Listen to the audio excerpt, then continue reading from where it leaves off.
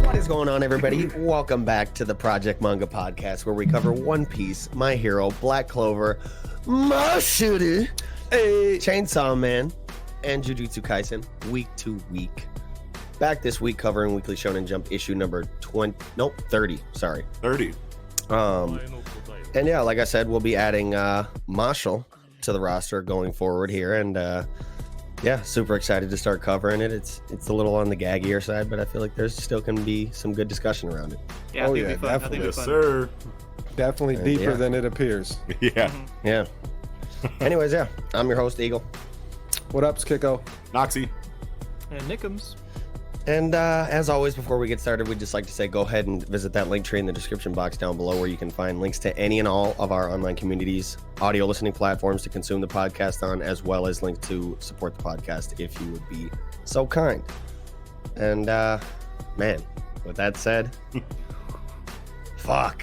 This week. Oh my god. Dude, so many things to be excited about. Super excited to cover Mashle. Yes. Yep. I mean, as long as the episodes usually are, like, for some reason it just feels weird only covering 5.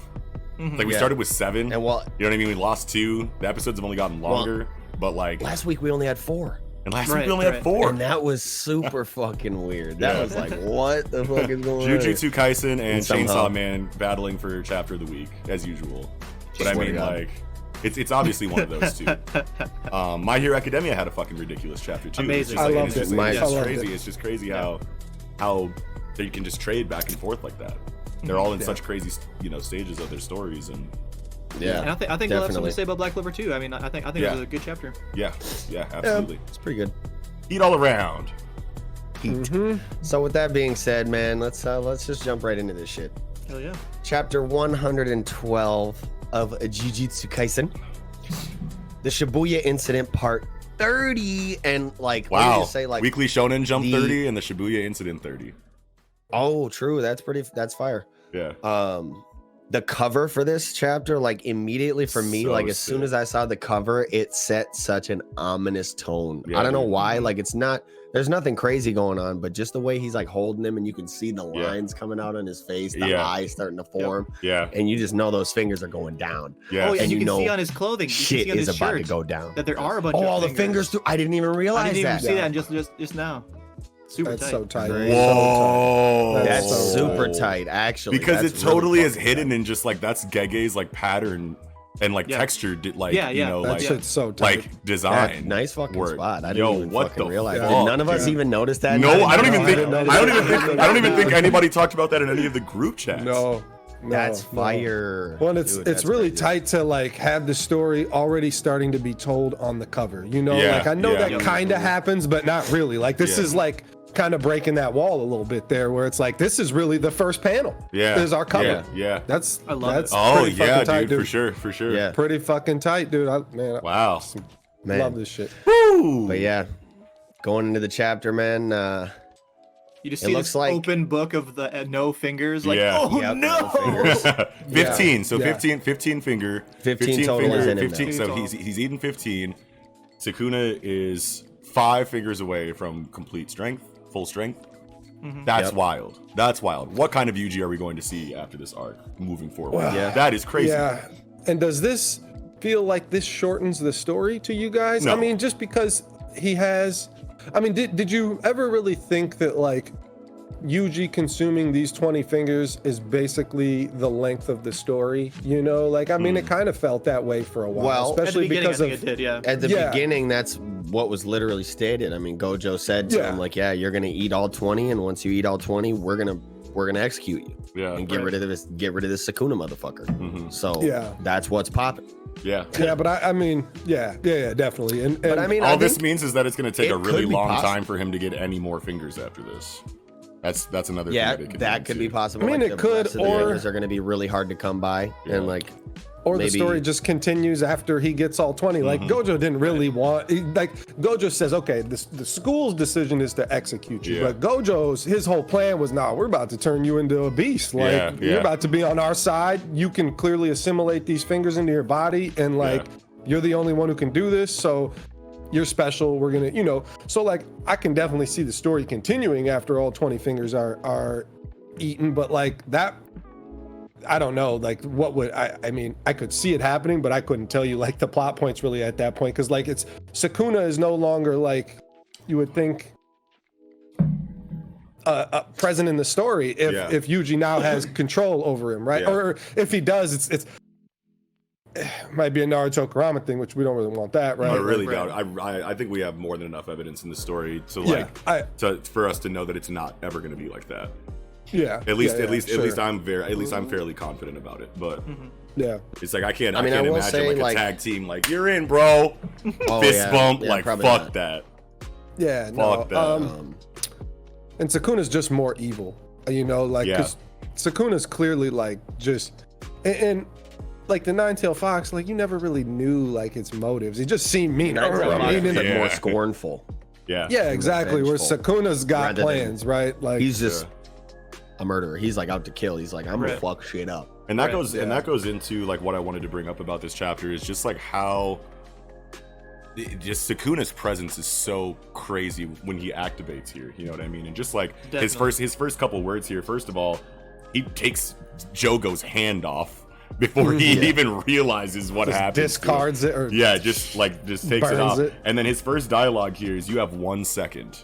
and then just like their expressions here in the bottom right after he realizes that his hand is gone, and then you see them look shook as shit. You have 1 second with that background illustration there that clearly shows like so ominous. Yeah, you know what I mean. And then just like the face of Sukuna looking at you like move. Like I can't wait to hear this scene in the anime. Dude, you know what his I mean? voice actor, I guarantee, is gonna be fire. That shit's gonna be fucking drastic. And I feel like what adds, I feel like the most important thing that adds to how like intense Sukuna's scenes are, especially here, is like how little he's used, right? Because you have stories where the villain is in your face the entire time, or in the background the entire time. Like they get adequate screen time. They have a lot of feats. They do a lot of dastardly things, like Shigaraki inside of My Hero Academia. And when he's on screen too, it's a sight to behold as well. But like Sukuna is used in such low moderation, but he's constantly hyped up throughout, and everyone is constantly reinforcing how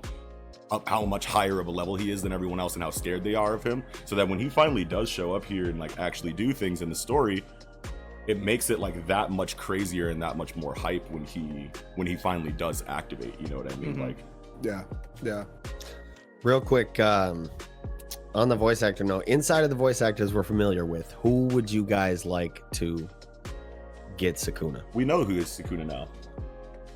We do. Who is it? Well, I mean, the PV came out. And the list of the voice actors associated with it are out there. I don't remember dude's name, but sure. I wish I remembered who it was. Yeah, but he's got the perfect voice. He's got good. He's got the perfect voice. Yeah, fuck yeah, dude. It's lit. Okay. I can almost picture Blackbeard's voice for some reason. I don't know if I would want it to be a Blackbeard. I feel like I would want it to be like I would really like a All for One. Yeah, All for One could be fine. Yeah. Oh wait, All for One and Blackbeard are the same character. The same voice actor. Yeah. Really? Yeah. Yeah. Well, shit, I'd give him the All for One inflection, bro, because that shit is fire. Yeah, and that dude's got range too, but I feel like Meruem would be good if it was like a deeper Meruem. If it was a deeper Meruem voice. Like I don't know. I mean, maybe Sakazuki. I don't know what that dude's range is like, but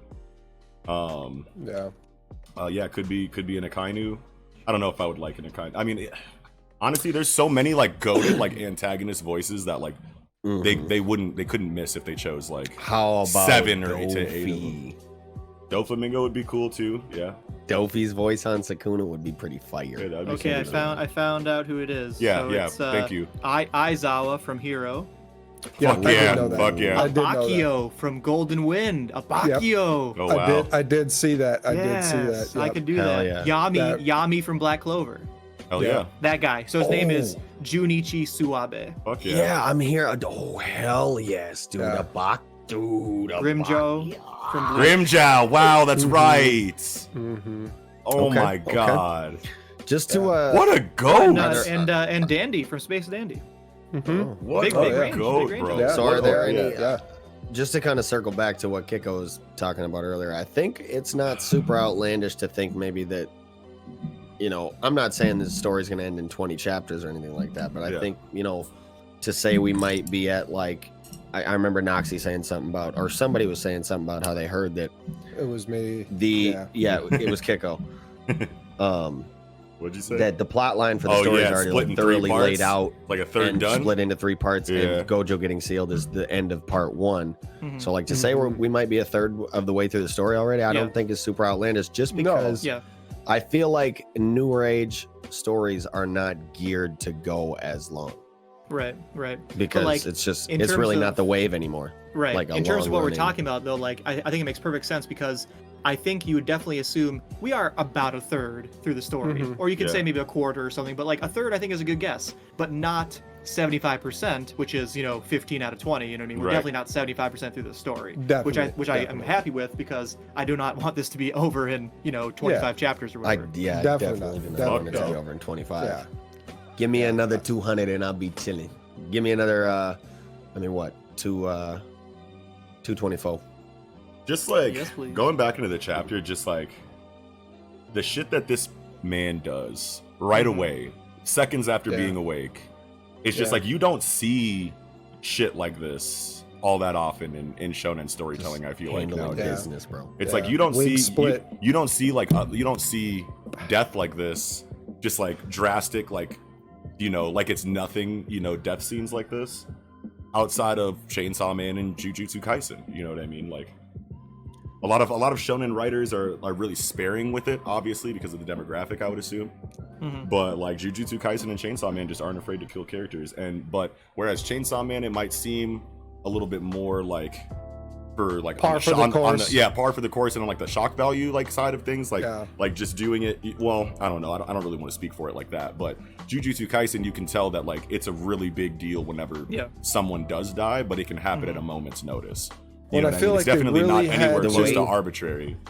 Well, Yeah. and I feel like they really had to show off Sukuna's power very fast because the slashing ability is his ability. And when you think of Gojo, you're like, okay, Sukuna has slashing. Obviously he's going to have more than that, right? But just looking at Gojo at a base value, and Gojo says in the story, he's like, I could probably take Sukuna. I bet I could take him. Like basically Gojo says that he could fight fucking Sukuna 1v1 if Sukuna ever did pop out anyway. So we really just need wigs being split right away. Right. We need to see how devastating the fucking cutting technique is just right. And we've seen it already, like with Maya, or not Maya, what's his palace, whatever the Demonic Feretory?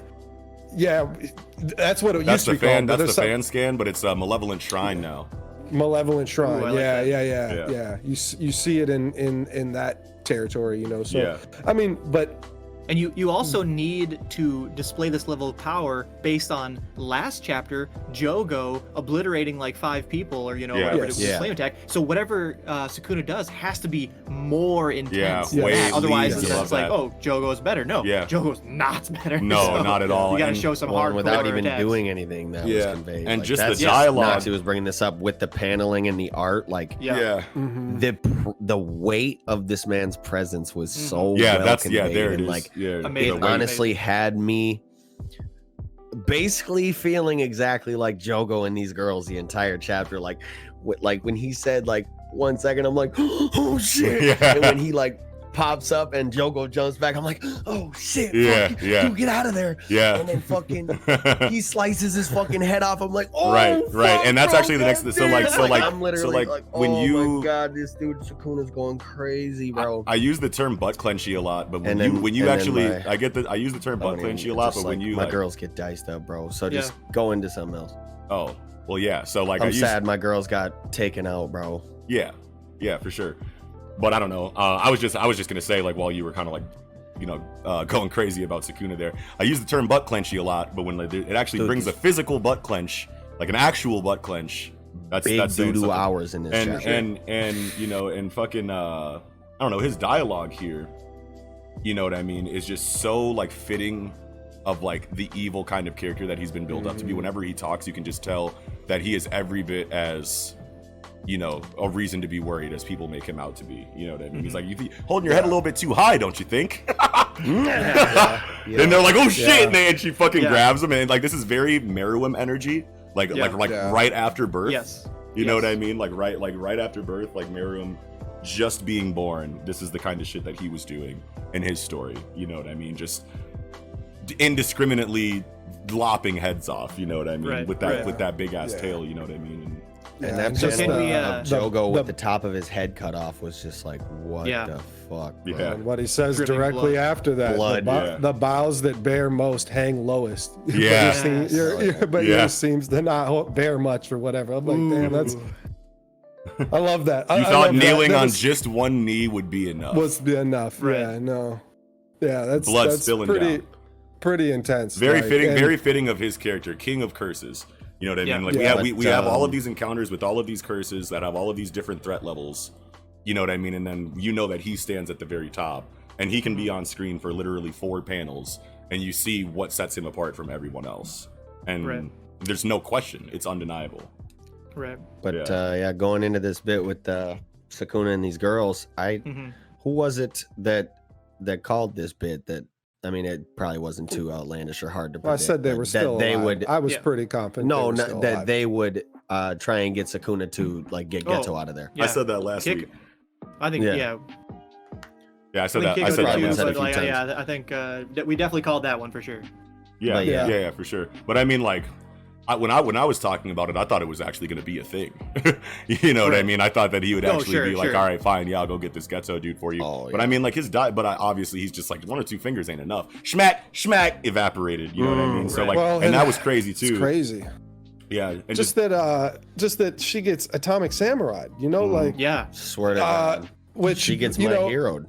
So there's speculation on like what exactly is happening there.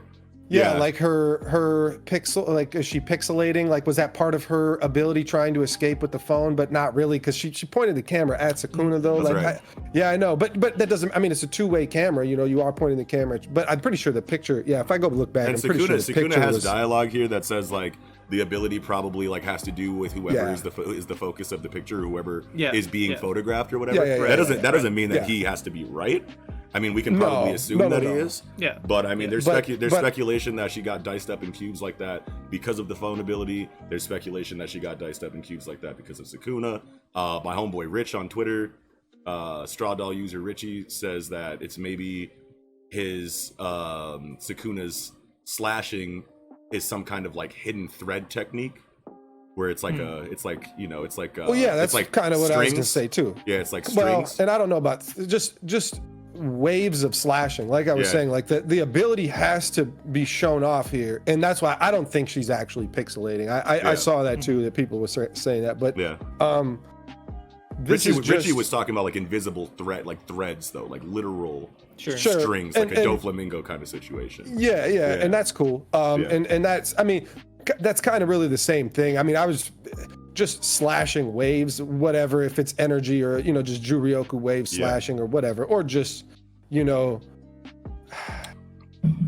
I don't know. I mean, I guess that really kind of is one of those two. Maybe there is some more things it could be, but regardless, I just think it really needed to be shown off and shown like the preciseness of this ability to do this feat here is important to give us, you know, how serious that this ability is, because we haven't seen it for a long time, and we don't, you know, like we obviously are going to get it in chapters to come, but Sukuna obviously had to demonstrate a lot of power really fast. And Jogo, from Jogo, we've already kind of touched on it, but Jogo going from getting whooped by Gojo, you know, and looking dumb there, to then we're like, oh fuck, you know, obviously he's the most capable cursed spirit really, that's not Mahito or Brain Kun, I don't know, whatever. order you want to put those in, but clearly just as capable as anybody. And Geto just makes people look that bad. And then back to Sukuna makes people look that bad too, right? You know, right. to go a little bit more into this the Geto girl's ability or whatever, like I don't think that, I think it's somewhat clear from the paneling that her being split in all these cubes is not her ability. You know what I mean? Because if you look at her holding the phone, she's holding the phone and she's holding it and with her fingers holding the phone. Yeah. And then her head gets cut, her top of her head gets cut off. So then she's done, right? And even though there's like maybe like the top of page 15, the top panel, there's like a P like sound effect, which like maybe you could say is like a sound of activating something on a phone, like a digital sound P, but like but I think by that time she's dead. You know what I mean? Like she's totally gone, and so like this is definitely Sukuna attacking her and not like her activating some ability or something. Right. Yeah. I think her ability is super tight. I mean, like it's kind of unfortunate she like died, because like if you go to the beginning of the chapter, when you first see them, they are smoking. You know what I mean? Like it's as if Jogo did hit them, but how I kind of imagine their ability working, which it factors into like future abilities we could see in the story, is like she brought in her friend, took a selfie, and like that selfie like protected them. Like, you can't hurt us because we look like this picture. So whatever you do to us, like our picture is taken. Like you can't hurt us at this time. You know what I mean? Because whatever we're gonna be is like how the picture looks. So then they're smoking but no damage. You know what I mean? Yeah. They did get hit. But they just I like that. Damage. And then maybe from last chapter though, the smoke was coming off of like nothing, right? Like the ground, there was nothing there, and you can see on the second panel that something is there now. There's a lump of mass that's there. Yeah, in you the saw second there was panel. a lump in the last chapter. I'm pretty sure it was like the very edge Jogo's of head. a lump. It wasn't clear what it was. It was something there small. It didn't really seem. I don't know. Maybe it's them just rising like back up and resetting. That's kind of what I think. Sukuna kind of has it spot on here because. Well, go ahead, Kiko. Well, I'm just saying that's really makes a lot of sense, because I felt like in the last chapter there wasn't as much mass there. It looked like it was like a puddle almost, not a puddle, but like a what happens when a human transmutation goes wrong, a nasty puddle of human parts. Sure. Like that's what it kind of, that's the way I envisioned it. And now it looks like it's actually like probably one girl covering another girl, like she was trying to protect her, so she got on top of her or whatever. It has some size to it. Maybe they did get melted. I think, but then like I think what Eagle was trying to say like last week was that it's like a save point, and then like and it kind of goes into what you were talking about too, Nick, about how like it remembers how they were at the time the picture was taken, and then whatever damage they take, they reform back up to that point of the selfie. Sure. I think it's like based off editing and shit, like Noxie was just saying. Yeah. They take a picture. If they get attacked, they return to the form in the picture. But like if she takes a picture of someone else, then she can just delete take that picture. Little crop it. Well, not even delete it. She can. I was just gonna say she can edit it. Flip it, fucking flip you on your head, crop it, cut your fucking legs off, do all kinds of shit, editing with your fucking picture and shit. Yeah, a voodoo doll at that point, right? Or have a digital voodoo doll. Yeah. But I think with like this ability and Naobito's ability, like we should expect to see more, you could call them technological magic abilities, you know what I mean? Like where the ability is very much in a technical sense, or in a digital space. Digital space, exactly. Yes, exactly. Wow. Definitely. Wow, that would be so fucking cool, dude. Yeah, I just know that we're gonna get. I just know that the reason why we haven't, and well, I don't want to say I just know, but like I want to say that maybe these girls aren't dead, because like if let's say the ability only works one time per selfie, one time per image, and they can't just keep respawning back to the last selfie that they took, because that would be kind of broken. Well, I would think it still has to be on the screen. Yeah, maybe it still has to be on the screen, but at the same time, it's like usually, like we haven't gotten the exposition for the ability yet. So like I want to say that like we're gonna get the exposition for the ability after they die. What would be like? I feel like there's always a relevant scene that calls for the exposition. You know what I mean? So like if there was a relevant scene that called for the exposition, it could be these two, or this Jutsu Shiki does this, and then like now that relevant scene is them actually using the ability again, and they're not actually dead. It could be a situation like that.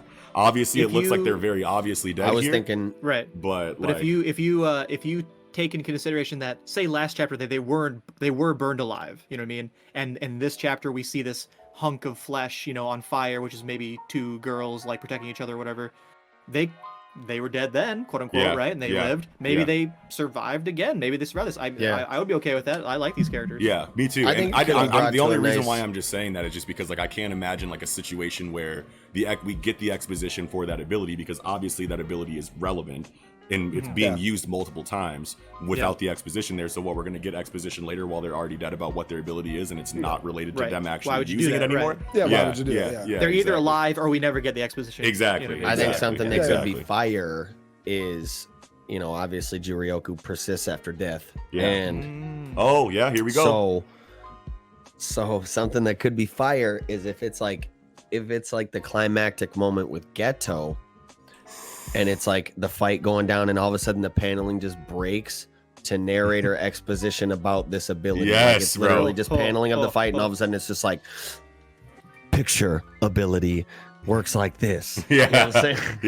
And then there's all of a sudden some kind of like, that's why I'm not all of a sudden there's some kind of like detriment, you know, to one of the antagonists that was like a post-mortem effect from this ability from when they were alive. That would be fucking incredible. Well, and that would give you, I mean, obviously we with them with the Geto, you know. Well, and we needed the little flashback, I guess, kind of to just kind of really show their admiration for Geto, even though like it was still assumed and implied before this, like, and with the prequel, like you saw how dedicated they were to him, but for this to go post-mortem and this to kind of, I don't know, fuel that feels kind of right, that they're like, okay, we got to reestablish that their desire and their love for Geto was so strong that it's going to keep their ability alive. Yeah, the Juryoku is going to live on, and it has a final purpose. Just like fucking Terpsichore inside of Pitou after she fucking got beheaded. Yeah,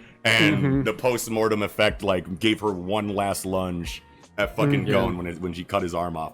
Wow. Yeah. So as much as I don't think that this is her ability that cut her into the pieces or whatever, right? Like, I'm thinking like, okay, how would you make this kind of a post-mortem Nen? She's uploading them to the iCloud, you know what I mean? Like that picture or whatever. And like that, and her breaking into the cubes is uploading to the cloud, and that that typical P sound effect was a beep, like a button push or whatever.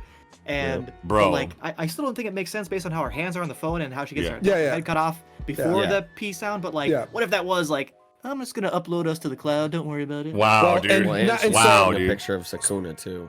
Yeah, that's the thing is that no. Her taking a picture of Sukuna doesn't necessarily have to be the ability that her turning into the cubes. That could be a pre-casted ability that she already did, you know, or maybe it's just what's lived on from her taking a selfie of her and her sister or whatever. That ability still is in effect, where they can get hit with something, but they're going to revert to that camera. But see, so I talked last week how I don't really want Sukuna to run around and just kill all of our characters, right? And so that's what he said he's going to do that exactly. Yeah, exactly. And I'm like, I hope we can find ways to keep some people alive, and this would be a good one that doesn't feel dumb, right? Like, well, he's going to run straight to Megumi after this. Well, so that was my question, and I'm glad you're saying that, because when he says all but one, I'm going to kill all but one, that's Megumi, right? Obviously Megumi. So he wants to kill everybody else first and then torture Megumi or something. But that's only granted that Jogo actually lands this hit on him. If Jogo doesn't land this hit, he's going to kill Jogo, and then he's going to go straight to Megumi. I can't see Jogo hitting him, you know what I mean? Like, I can see him, like, singeing the hoodie and being like, sick, I fucking got you. All right, let's go kill these guys. And Sukuna's gonna be like, are you comparing a boy's school uniform to the god body of Sukuna? I've heard Twitter Squad saying that Jogo will sacrifice himself to land one blow on Sukuna so that he'll go and wipe everybody out. Yeah, but he'll sacrifice makes and sense. You know, even so, let himself get cubed up or something to land like on his ass. Yeah, but I still feel and then like Sukuna's gonna be like, I respect it. Why do y'all think he's going? I'm gonna carry out the deed. Why do y'all think he's going straight for Megumi? Well, just because he's got beef with Megumi for the whole story. That's just been like his main like person of interest throughout the series, and literally the last time he took control of Yuji's body, that's the first person he went to. Okay. So, yeah, no, he's from the no. He specifically wants Megumi. He's been wanting to kill Megumi the entire story. Like that's he saw him as special, I guess. I don't know, and I don't really remember the exact circumstances around it, but that's been early since. And it's probably because he's the biggest threat in Sukuna's eyes, right? Because he's got that 8-handle technique that's like obviously like akin to like a Reaper Death Seal. You could assume is like that could be like the one like way to like tried and true way to like confidently deal with Sukuna is inside of a technique like that, and maybe Sukuna knows that because there is a lot of speculation that 8-handles move that he wasn't able to get off the last time he confronted Sukuna is like a way to seal him. You know what I mean? And because obviously ain't nobody squaring up with his ass. You know what I mean? So it's like if you're gonna do anything, it's probably gonna be sealing him. And again, considering that I think Megumi says when he's loading up that technique is that he'll die using it. And that's usually the kind of shit that we see, you know what I mean? Like, when you sacrifice your life for something, it's usually for a seal or a team, like a double suicide or like a homicide suicide, or whatever. But fucking. So they want the curse. I mean, it's already been stated, but the curses want Sukuna to make a new binding vow with Yuji, and Jogo wants, or at least suggests to Sukuna that he should use Yuji's friends as leverage to get this binding vow. And Sukuna says, not necessary. I have my own plans. Obviously, we don't know what those are, I guess. I mean, he has to have more of a plan than I just want to kill everybody, right? Like that's not it, right? There's definitely something deeper than that. And that's why, I don't know, like I just don't see him running through the fucking subway and killing all of our fucking characters. just gonna run into Toji, and Toji's gonna put the paws on, buddy. No. No. So even Toji will get evaporated. But and how about page 16, you got Jogo's head regenerated. And I know we've talked about it before, the little bubbles and shit, where it's bubbling back. That's just really cool little touch there that Gege includes that on there. And you get to see it like in his hand too, a few panels before that. Not a few panels, a few pages. A good number of pages actually. Yeah, his hand is when he throws it, it's dying or Page whatever. 5. And then Yep, bubbling back there. Yeah. That's awesome. Love that love that illustration effect. Hell yeah. Man, when he really takes his hand and tosses it. Yeah. Well, and as long as we're talking about just like the aesthetics and the paneling, the panel where he's just like looking down, smiling, and then the next page is just this girl getting absolutely decimated. Yeah, dude. Mm-hmm. The black-haired one. Yeah. Mm-hmm. Oh my god, I was like, man, what the fuck? I was not expecting that shit. Yeah. He said, raise your heads so I can knock dude. your shit the fuck off. Like, oh my god. And she was really shook too. She said, Himiko. I know, it's just vicious too. Like, obviously the splattering is vicious, but just the fact that Nanako is getting hit dead in her eye with all that blood, like like that too. Like, whoa. Yeah, man, you just don't see this kind of shit in like these are like, this is just the level of, it's like the perfect amount of like gore and like body horror, and just it's probably borderline, for Jump. You know what I mean? So did you guys catch the mistake in this chapter? What was that? There's a mistake. So if you look at page 3, well, even if you start on page 2, you see that Jogo's left hand is the one on Yuji's neck, and then his left hand is cut. But then you look at page 4, it's and his it's a right hand that's cut I on. Also saw that. Yeah.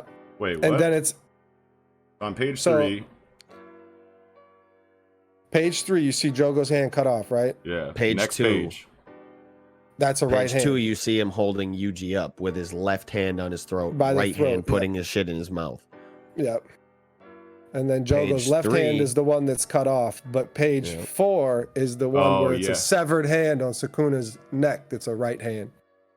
Yeah, but on page 3, he's holding with the right hand. Top left panel, page 3.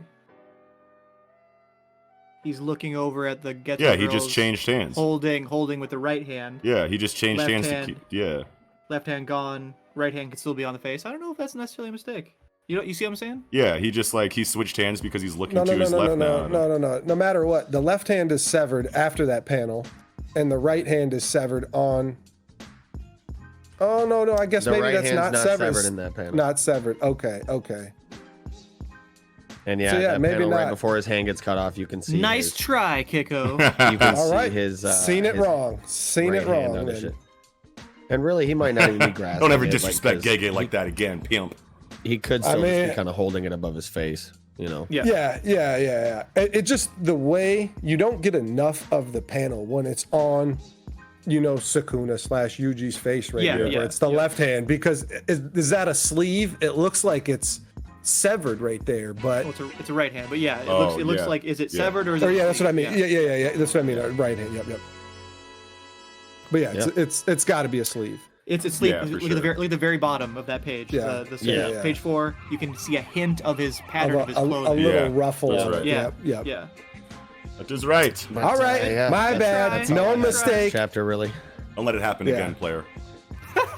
Me and Snooty on All your right. heels. Watch. All right. I will commit seppuku next episode. Fuck yeah. Did we That's have all I anything have else with we this want to chapter. talk about? I'm Yeah, good I with think that, I'm good. Well, then with that, we can probably go ahead and jump right into chapter 75 Yes. of Chainsaw Man. I was gonna say chapter Chainsaw Man of Chainsaw Man. Chapter 75 of Chainsaw Man, 9/12. Whoo! Kiko, go crazy, man. What's up? Yes. Take point, take the lead, take the helm. I mean, I will say that I was pretty close. I would say about as close as you possibly can be to what We were my very goal Without was. actually getting it. Yeah. I can't 100% say definitively I'm the greatest of all time. I get this right every time. I'm the best Right. ever. Right. But I am anyway. But I mean, if we're talking about it, the official translation is the control devil. Yeah. Yeah. An alternate translation, as some of us read, the domination devil. Domination And devil, yeah. I think there's definitely an interesting, conversation to be had about what is the actual distinction between all these words. And we can set aside domination, we can talk about a little bit, but for example, for me, control, so we've been saying authority or justice or whatever, but I've been saying more authority, and Kiko, you've definitely been saying authority as well, to a degree. Authority, a parent is an authority figure, you know what I mean? Yes. And so to me, it's authority, I guess you could say, is not necessarily bad, but controlling could be bad. So having a father, not bad, not necessarily. Having a controlling father, bad. Yeah, wow. You know what I mean? Yeah. So that's a really I good think point. I like, and domination, same thing. But I feel like a control- dominating person, bad. Yeah. I feel like control is closer to authority than domination, because I feel like domination almost kind of implies that you can be that can be countered, you can be out dominated. You know what I mean? But with control, it's just control, period. Sure. You know what I mean? And there's not much, and there's a lot of things that I feel can fuel that fear. You know what I mean? And if we're using control and authority interchangeably, you know what I mean? There's all kinds of authority inside of things that people are scared about, slavery. Right. You know what I mean? People are scared of that.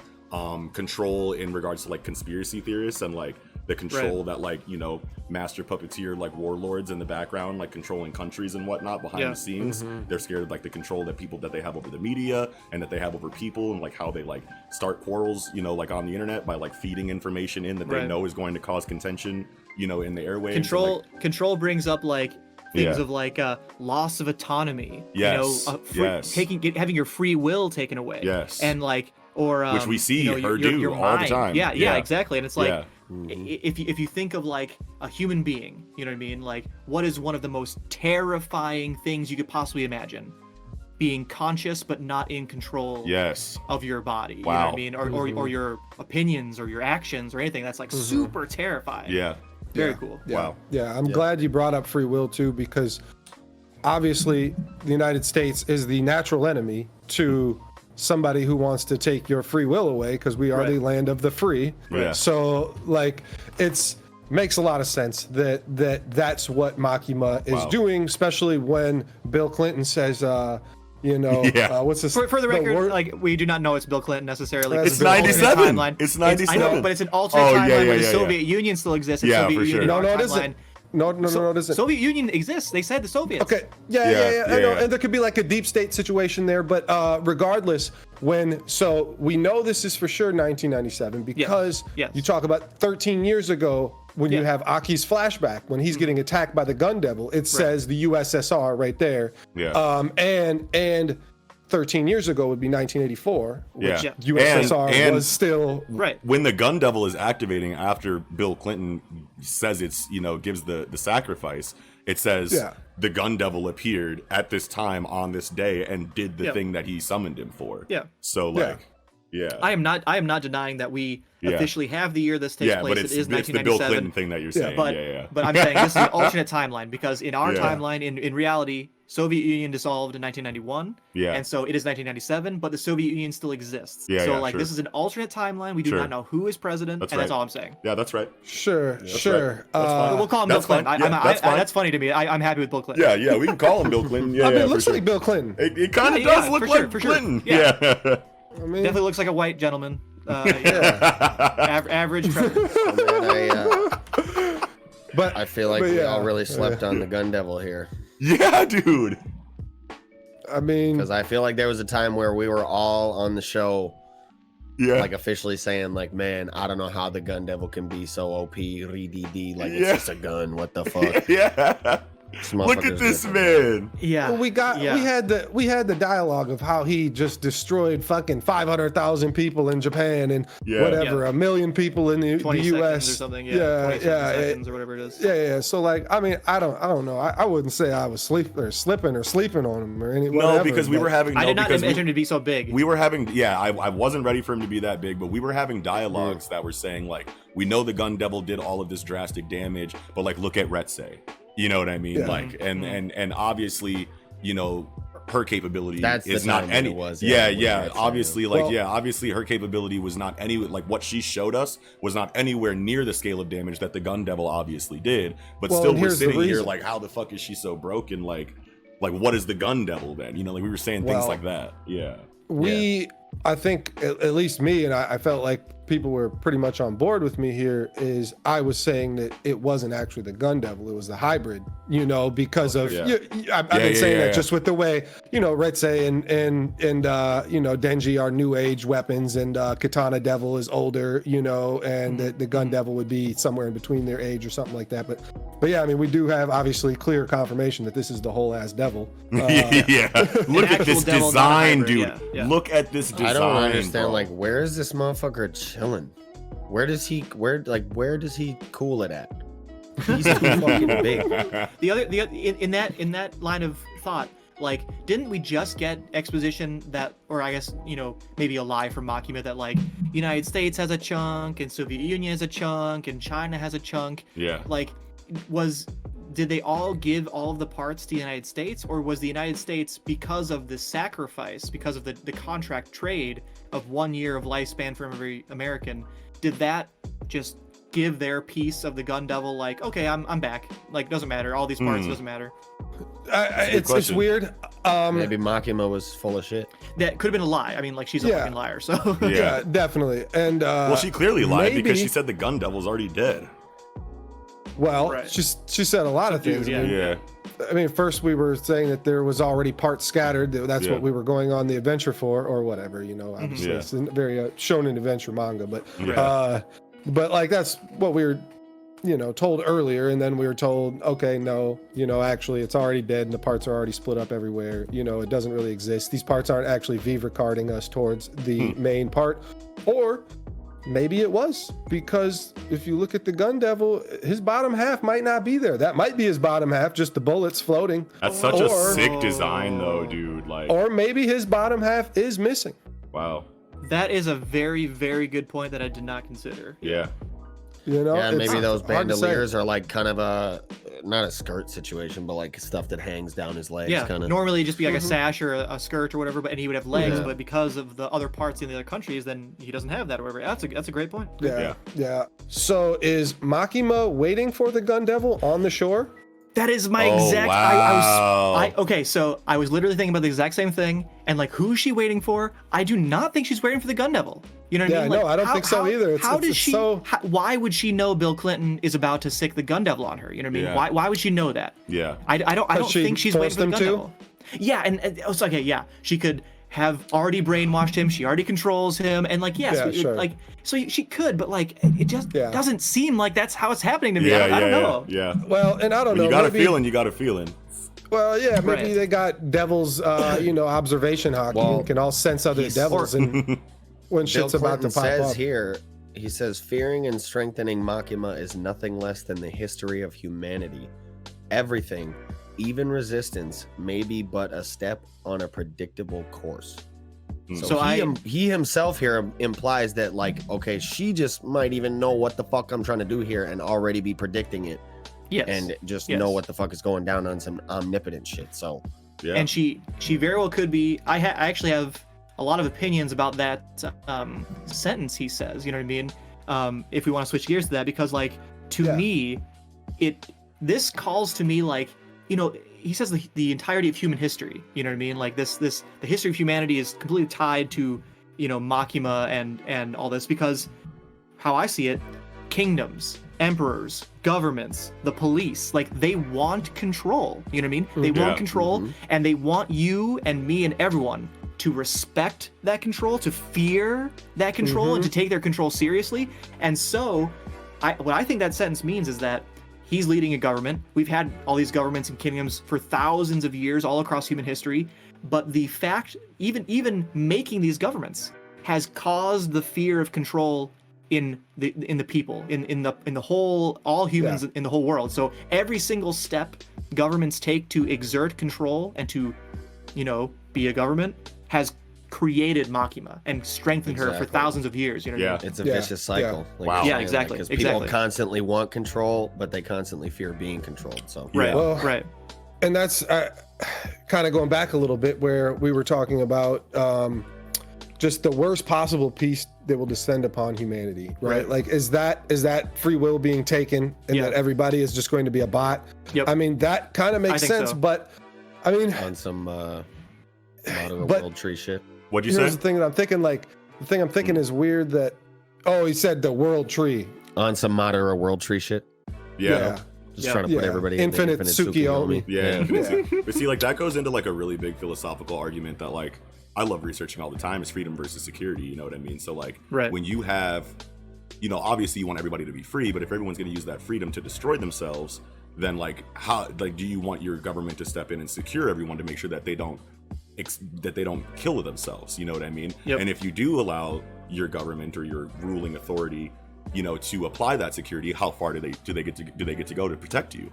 You know what I mean? Like, how much freedom are you willing to give up to make sure that you're secure enough to not wipe yourselves out? You know what I mean? And security, you're saying security is control. Yeah, exactly. Yeah. Exactly. You know what I mean? Yes, that's it. Yeah, controlling, that's you know, unknown variables and making sure people don't die from a terrorist attack or something. You know, that's control. And a lot of people will say, like, if that's the way that people want to use their freedom, then let them fucking kill themselves. But that's obviously the main point of contention in that argument, is like, and there's is that fair for everybody and the future generations of people that could live, because you know, and whatnot. But yeah, go ahead, Kiko. Well, like that, free will being taken is definitely very scary, and there's a juxtaposition between what Makima is saying and what the president here is saying. You know, Makima is saying, like, okay, we're going the most destructive course now. Like, this is where we're going. So it does kind of feel like, I mean, I'm just so on the fence right now, like, with what's going to happen, because Makima having control over everybody would have her lose power. because they would no longer fear her. Fear control. They would already be subservient. So like she can't control everybody. So she needs people to control to thrive, but she also needs people to be scared of the control that they're not under yet. Right. Unless it's like what Nick was talking. Unless it's like what Nick was talking about, where like you're conscious but not in control, where you could still fear that control at that point because you're still aware of what's happening. You just can't do anything about it. So that fear is that negative emotion that comes from that fear is still fueling the devil. And probably even more so if you're in a situation where you're conscious of what's happening but can't do anything about it. That's probably where the fear is the most intense. And you don't actually have to have full control over people to actually have control over them. You can have tiny little pieces of control here and these little, subliminal messages you send to them that isn't actually making them move their hand, and pick up a gun and shoot anybody, but you're doing whatever psychological damage to get them to go that way. So there is that argument too, which I was thinking of both ways. But then if it's like that, then there wouldn't be any reason for fear there because they don't know they're being controlled.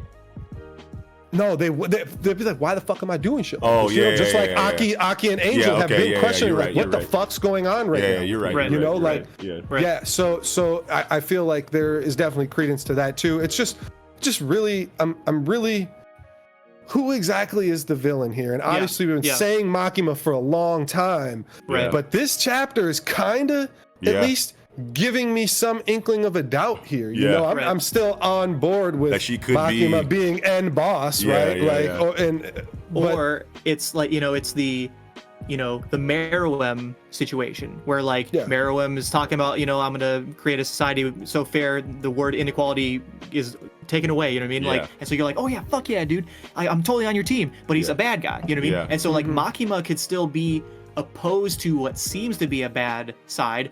The United States taking 30 something thousand years of lifespan from the whole country, you know what I mean? Million. But it's like it's one hour per person. So I think if you do the math, that's like 30,000 years of time or something here like that. In this chapter. Oh, okay. I thought you said hours. Chapter, okay, 1 year.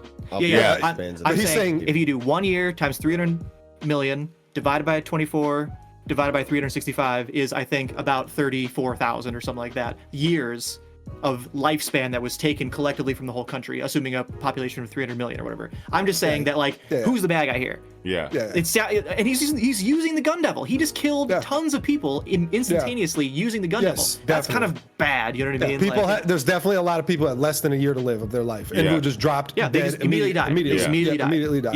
Yeah.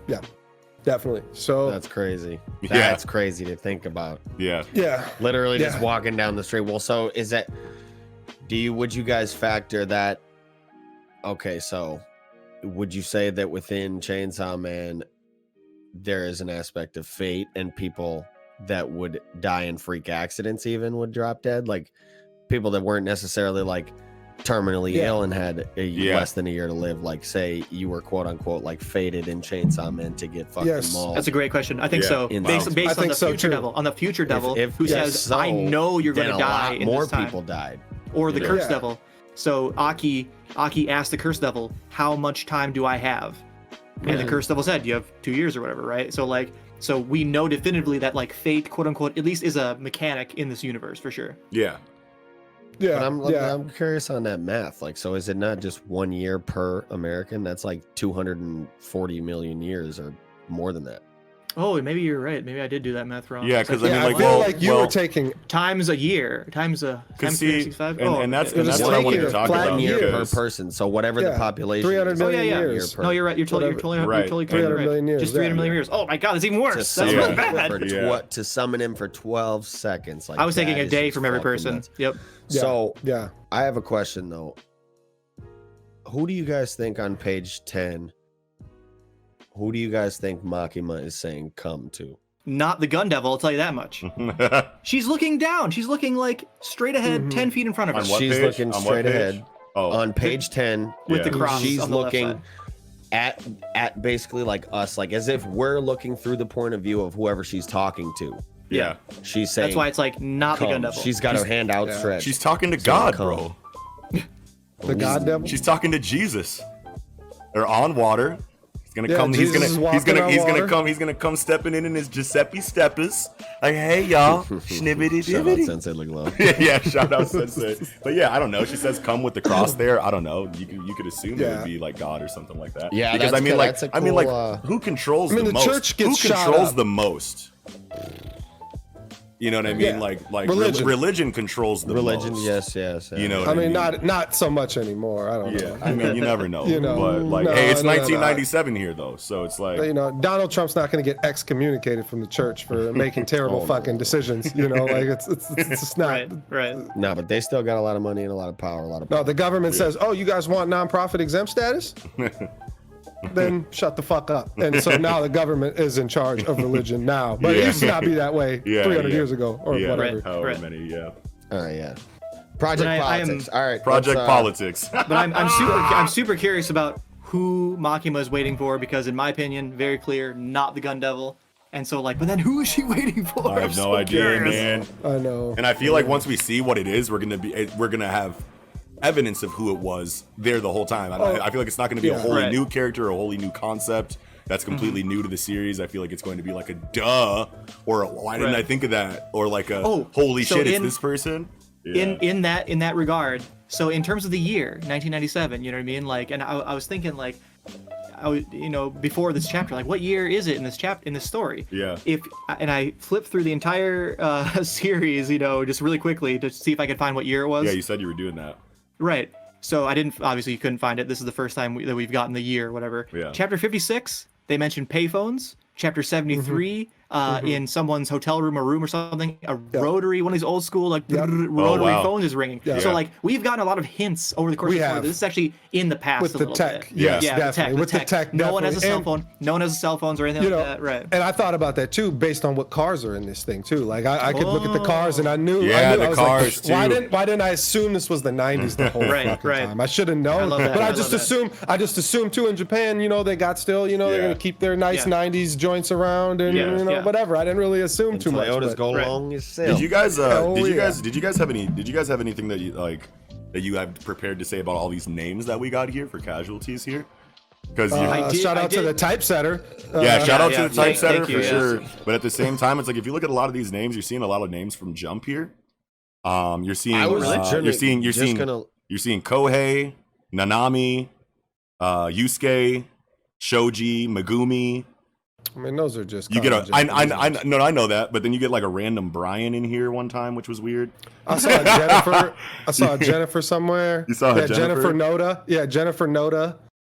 Yeah, so, but I don't know. Still at the same time, I was looking through here to see if Aki's. So at the time when this chapter dropped, I was like, oh, this must be in the past. You know what I mean? Like I was thinking 1997 couldn't be the present day, so this must be in the past. And was Aki's brother killed at this time or whatever? But he's not there. Right. Aki's last name is like Hayakawa or something, and that's not in here or whatever. Yep. So I don't think these names are relevant necessarily. I mean, if they are, let us know in the comments. But what do you say? The point that I was making though is that the names, I mean, like you could just say they are regular Japanese names, which a lot of them obviously are, and some of the names inside of the shonen characters that we see are names that actual Japanese people have. But the names of these characters that I'm pointing out here are like names of characters from shonen stories that we know Fujimoto is like known to collaborate in some way with in regard to the mangaka who writes those stories. Like we've seen My Hero Academia and Chainsaw Man crossovers, or we've at least seen Chainsaw Man and Jujutsu Kaisen crossovers. Like Fujimoto Tatsuki drew Nobara one time. You know what I mean? Fucking Horikoshi put fucking Denji in his yeah. You know what I mean? Definitely. So we see Kohei here, we see Shoji, we see Shota. We see, actually, there is a Shota in My Hero Academia. That's the water kid, right? Yeah. But I'm just saying, if that is a thing, then that's really cool. But yeah, and then we also see, Megumi, Nanami. I think it'd be cool if it was like Urameshi, Yusuke. You know what I mean? Like, that would be too. First name, that would be too obvious though. But if you're gonna write down fact that all of the dozens of people, you're gonna think of some names that are using it. But I mean, think about how many Japanese names there are. He didn't have to use any of these names. right See, here. no, that's And great all of the that- shonen yeah. and all of the Shonen Jump names are on the same page. I don't think there's a I single. didn't realize that you were talking about just one of the names. Actually, there's a Yusuke on the full other names page of the too, characters. and there's a Shota I mean, yeah, on the you other page too. you see a lot. You know, you see maybe then. Satoru. There's there's a Kirishima, Satoru. Miwa, Yeah, there's a There's Kirishima. Kirishima. Yeah. Yeah, and there's a I mean, you never know. You never know. Maybe I'm reaching here. Maybe I'm reaching here, but at the same time, There's Kubo. That's maybe cool. there's a thought there. There was a Kubo I did see too. Yeah. Yeah. That's definitely something I did not think to look, Sure. of a subtle, jump references kind of thing. Yeah. Yeah. So how about the I feel like it's very important that every adult male within approximately 1,000 meters of the gun devil got shot in the head, and then every child from ages 0 to 12 within approximately 1,500 meters are shot in the head. And women, aren't mentioned here. So I feel like that's very symbolic of, so children, why are they targeted even more so than adults? Yeah. Because there's a gap there of 6 years. If you're 13 to 18, 17, 18, you're not getting knocked down. Yeah. And it's because it's just proven that children that live in environments where gun violence is prevalent suffer from all sorts of fucking crazier shit than somebody that wouldn't be. Not even PTSD type shit and fucking depression and all that shit that's definitely very susceptible for you to not go outside. You're not getting sun, you're not getting exercise, you're worried that you will get shot outside, and those children suffer in ways that are long lasting for their entire life. Whereas if you're 30 years old and then you move into that neighborhood, sure, you're going to suffer, but it might not play as much of a psychological role of the rest of your life that paves your rest of your life for you, to set you out, and this is, Fujimoto's spitting here, I swear to God, because in so many ways, because it's this is tied to America too, where our country is the gun violence country, and that we have classes and races of people who are stuck in situations systemically that are suffering from these, and these issues are definitely very prevalent in those communities, and set people off to have far more disadvantages in life and all sorts of things that systemic reasons why people of different cultures and races and religions and areas and classes or whatever suffer from these things that people, affluent people wouldn't suffer from. Wow. And men too are the ones that use the guns more primarily, right? They enlist for the military, and they're using the guns. So it really, I feel like this is definitely a pointed.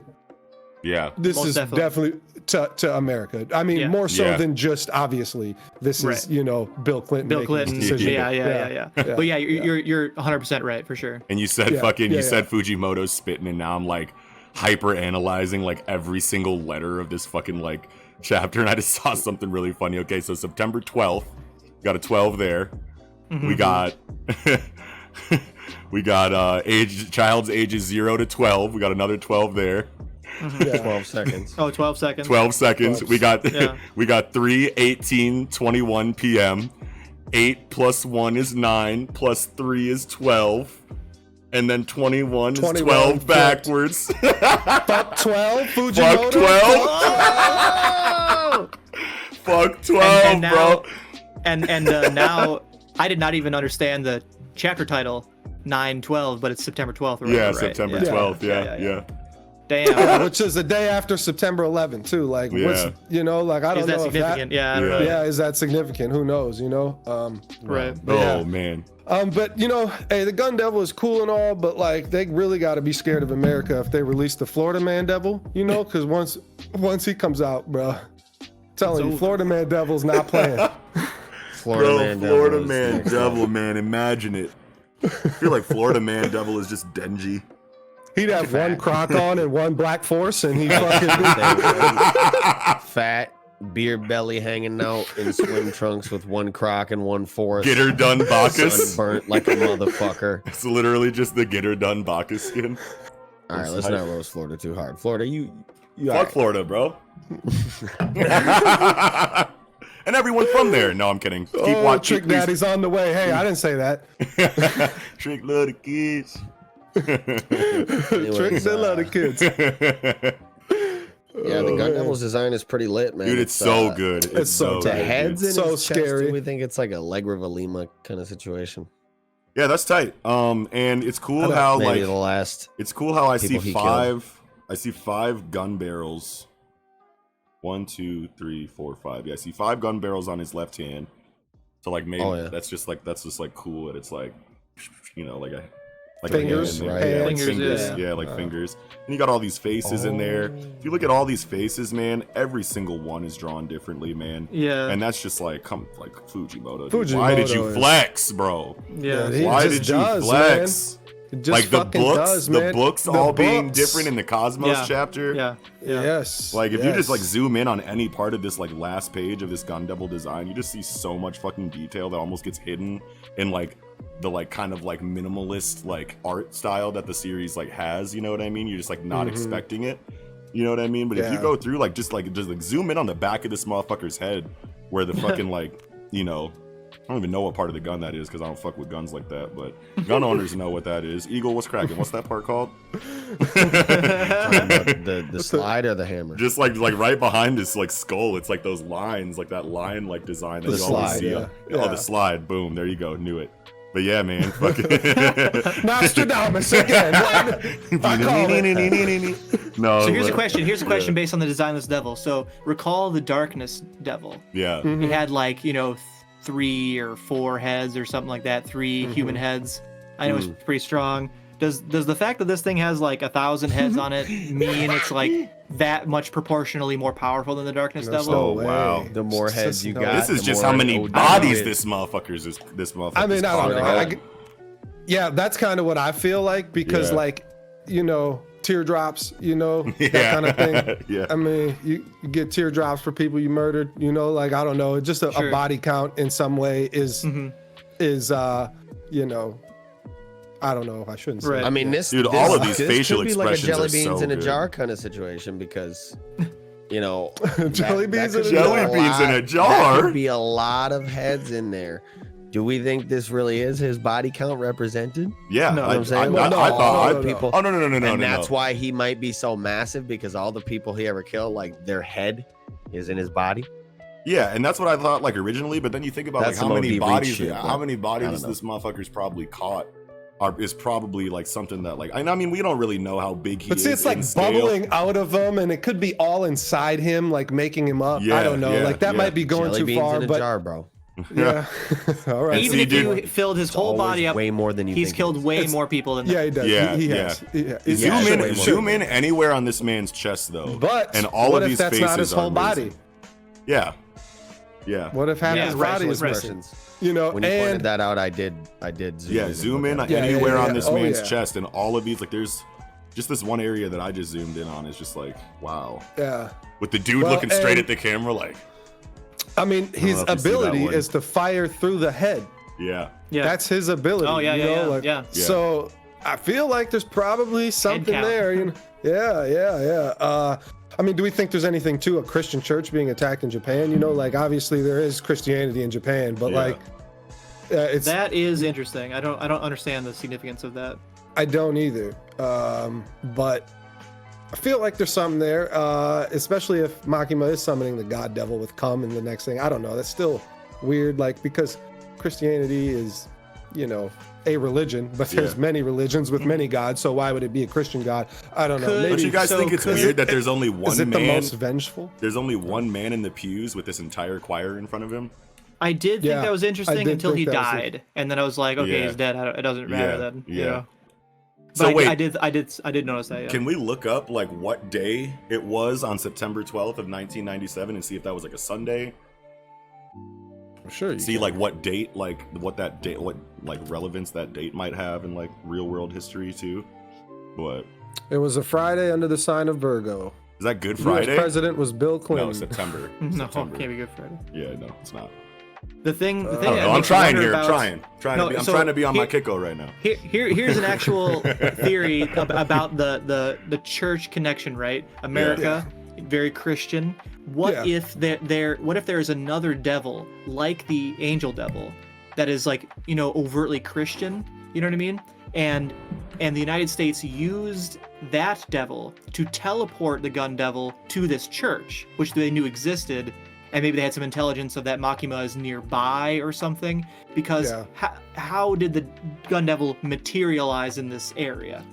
The Archangel Devil. Do that. That's part of the fucking price they paid, though. I mean, you pay that kind of that price, you're like, hey, just port that thing right next to Makima. You know, I'm not saying you need an explanation for why it's here. I'm just saying if you wanted to create an explanation, could it be that they have some Christianity related devil and that teleport, like how Makima said to the Spider Devil, right? Like, bring me into hell. Like, unzip. I'm gonna use you as a catalyst to go into hell, right? So like. Teleportation via devil is a thing, you know. Yeah. Oh yeah. I think it could be, but I also think that the gun devil might just have that ability to just kind of teleport because or it's fast or something. Sure. Wasn't it all in the same day? Like this was a while ago. We got the information, like on the initial attack of the gun devil. I think you're right. Wasn't it all in the same day that he was all over the world? Like it was within like minutes. Cities. It was within minutes, so seconds. You know what I mean? Like in like different places across the globe. Yeah. And I'm pretty sure all those countries practice Christianity. So I mean, at least in some way. Obviously, Japan isn't majority Christian, but they definitely have a sizable Christian population. Right. Yes, but I think there's some like this really could be something with these faces where like he might really have the souls of these people trapped in him because they have expressions with the way they're all look like they're feeling and it almost seems like they're frozen in time at the instant they were killed. Because a lot of these people look like maybe they're freaked. They're like, oh my God. Like, because they just saw somebody get their fucking head blown off. Yeah. You know? Sure. Wow. A lot of them look like they're kind of like freaking out, dying, just whatever. Yeah. Yeah. Maybe frozen at their last moment. Yeah. It's funny that I never really imagined. I mean, I've imagined the gun devil in my head for a long time. Like what he would look like this. I didn't think it looked like this, no, but when it appeared, I said, yeah, that's the gun devil, hell yeah. Like I was like, this is what I envisioned the whole. It almost replaced the vision I had. Like, it's a non-existent memory. Yeah, exactly. Some Mandela effect. You don't believe in that, so I don't. With this, are we giving a little bit more credence to the chainsaw devil now?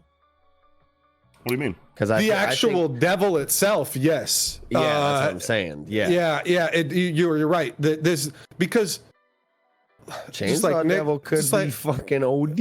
Well, and just like Nickham's ass, where he's like, okay, the darkness devil had a couple of those skulls when the darkness was erased or whatever, and that the amount of heads or skulls the devil has, could implicate how strong they are. I mean, that certainly could be, but that would have to stand that the gun devil is way stronger than the darkness devil. And from what we see in the fight against Makima, like that could be possible. I mean, that's probable. I would say, but it just seems weird that when they said a primal fear devil has never been killed, it seems a little contradictory, like that idea. Well, here's the thing, though: is his ability even effective against devils?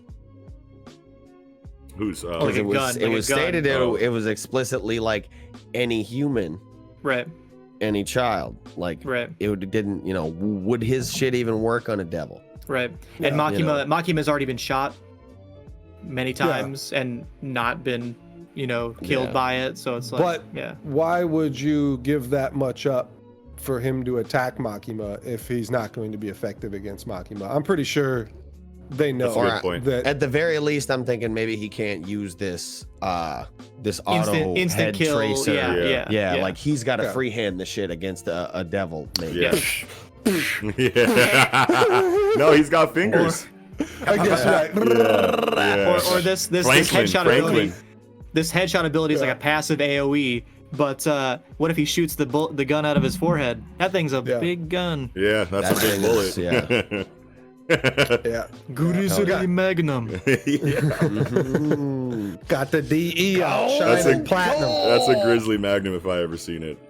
Bro, what if it's solid gold fucking Desert Eagle like, Bro. in the anime, bro? Yes. The golden gun from GoldenEye, it's 97. Yeah. It's 97. Get out of Hey, here. wait a minute. That would be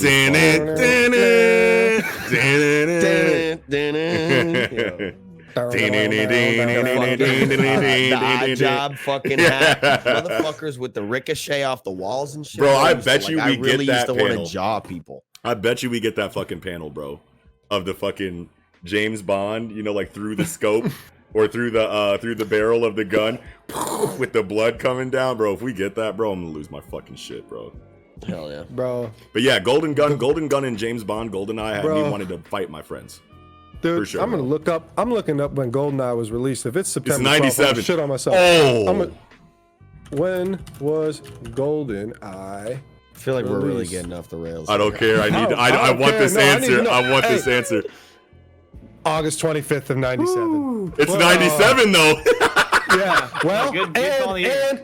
and though it's like Less 2 than a weeks month after before, release. Yeah. So like that game is literally like the messiah of first-person shooters, Yeah. and was pretty much birthed a first-person shooter fucking genre. I mean, there is kind of first-person shooters before, like on PC, like Wolfenstein and shit. Yeah. Yeah. But like people didn't have PC playing Wolfenstein unless you were 30 years old. It didn't You sweep know, the like, nation this- until GoldenEye. and this wasn't a bunch of kids, four Yeah. kids on a split screen in the That's fucking right. basement, That's fucking right. ready to fight each other over That's the GoldenEye. dynamic. That's the culture right there.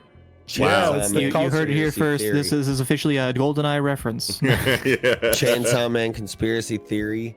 The release of GoldenEye. The gun devil Spawned was the not gun as strong. devil.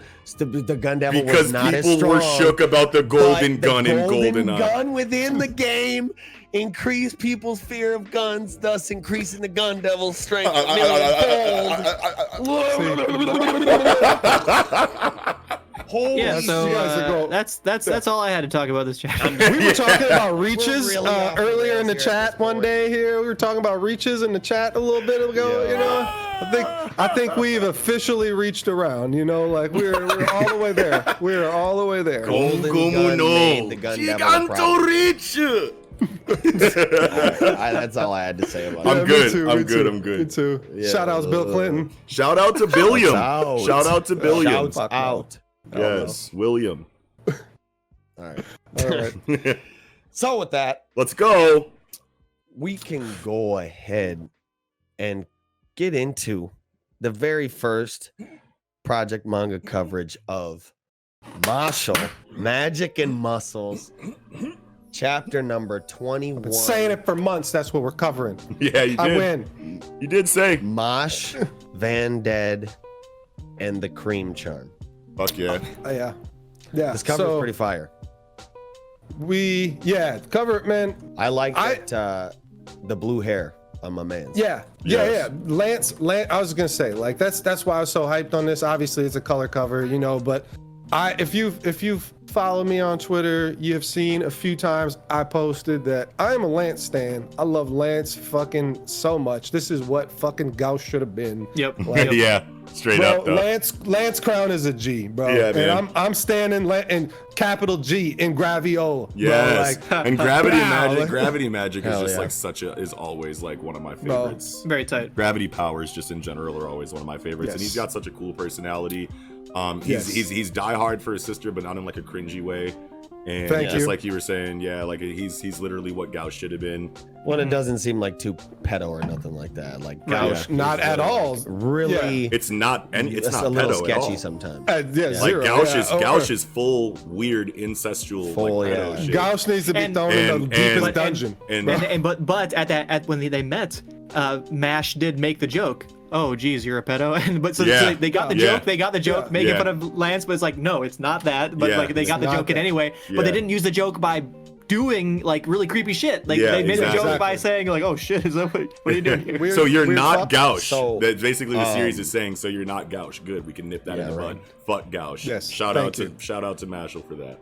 Yeah. So before we shout out to jump Dante into for this piecing Gauche chapter, I think maybe we should just have a little brief talk about like how do you guys just feel about the overall series leading up to this point? Yeah, I'm fucking with Mashle so hard, and I'm so glad that this is what we're covering now, because it's like it's cool. There's funny moments and other things that we cover, obviously, but it's cool to have like had me laugh out loud. Yeah, it's cool. Times. It's cool to have like a tried and true like funny ass manga, like coming out of Jujutsu Kaisen and Chainsaw Man, which are obviously the more darker series, and then transitioning into Black Clover, My Hero Academia, and One Piece, which are the more closer to the flagship show titles. Yeah, you know what I mean. And then you have Mosh right here in the middle, just a funny ass good time. It's just it's a seamless transition. I love it. Yeah. No, I love. But there are still really like very riveting, maybe not like shocking, but kind of visceral and like scary moments in this. This is way deeper. Like I said earlier, it's way deeper than it initially appeared, and I felt it very early. Like this is going to be, obviously, it's very similar to One Punch Man, but MASH is not fucking Saitama. We seen it last chapter. I almost wish we would have started covering it last chapter. Because now you got a physical specimen that exceeds him. So like that's about to be huge. Well, I mean, we're having a powwow about just like the series in general. So I mean, like I'm sure we can touch on the previous chapter. Right. Well, yeah. But that's just what I'm saying though. Like even though we're not having a Saitama in the show and in the series, and we're also like there's many plot points here that are very, very, very interesting. You could tell, just even like when the Grand Master or whatever the hell is talking to MASH or whatever, like right then I felt a lot of, okay, we're gonna go somewhere much deeper with this story than I initially thought. So. Yeah, and it's cool that conversation. The fucking rumple. Oh. I was just gonna say when Buddy pulled out the fucking. I thought I cut you off, Nick. Sorry. It's all good. I was gonna say when he pulled out the Rumpelstiltskin fucking drill lobotomy. I'm like, and he pulled out fucking Grandpa's soul. Right. Hell yeah. That shit was wild.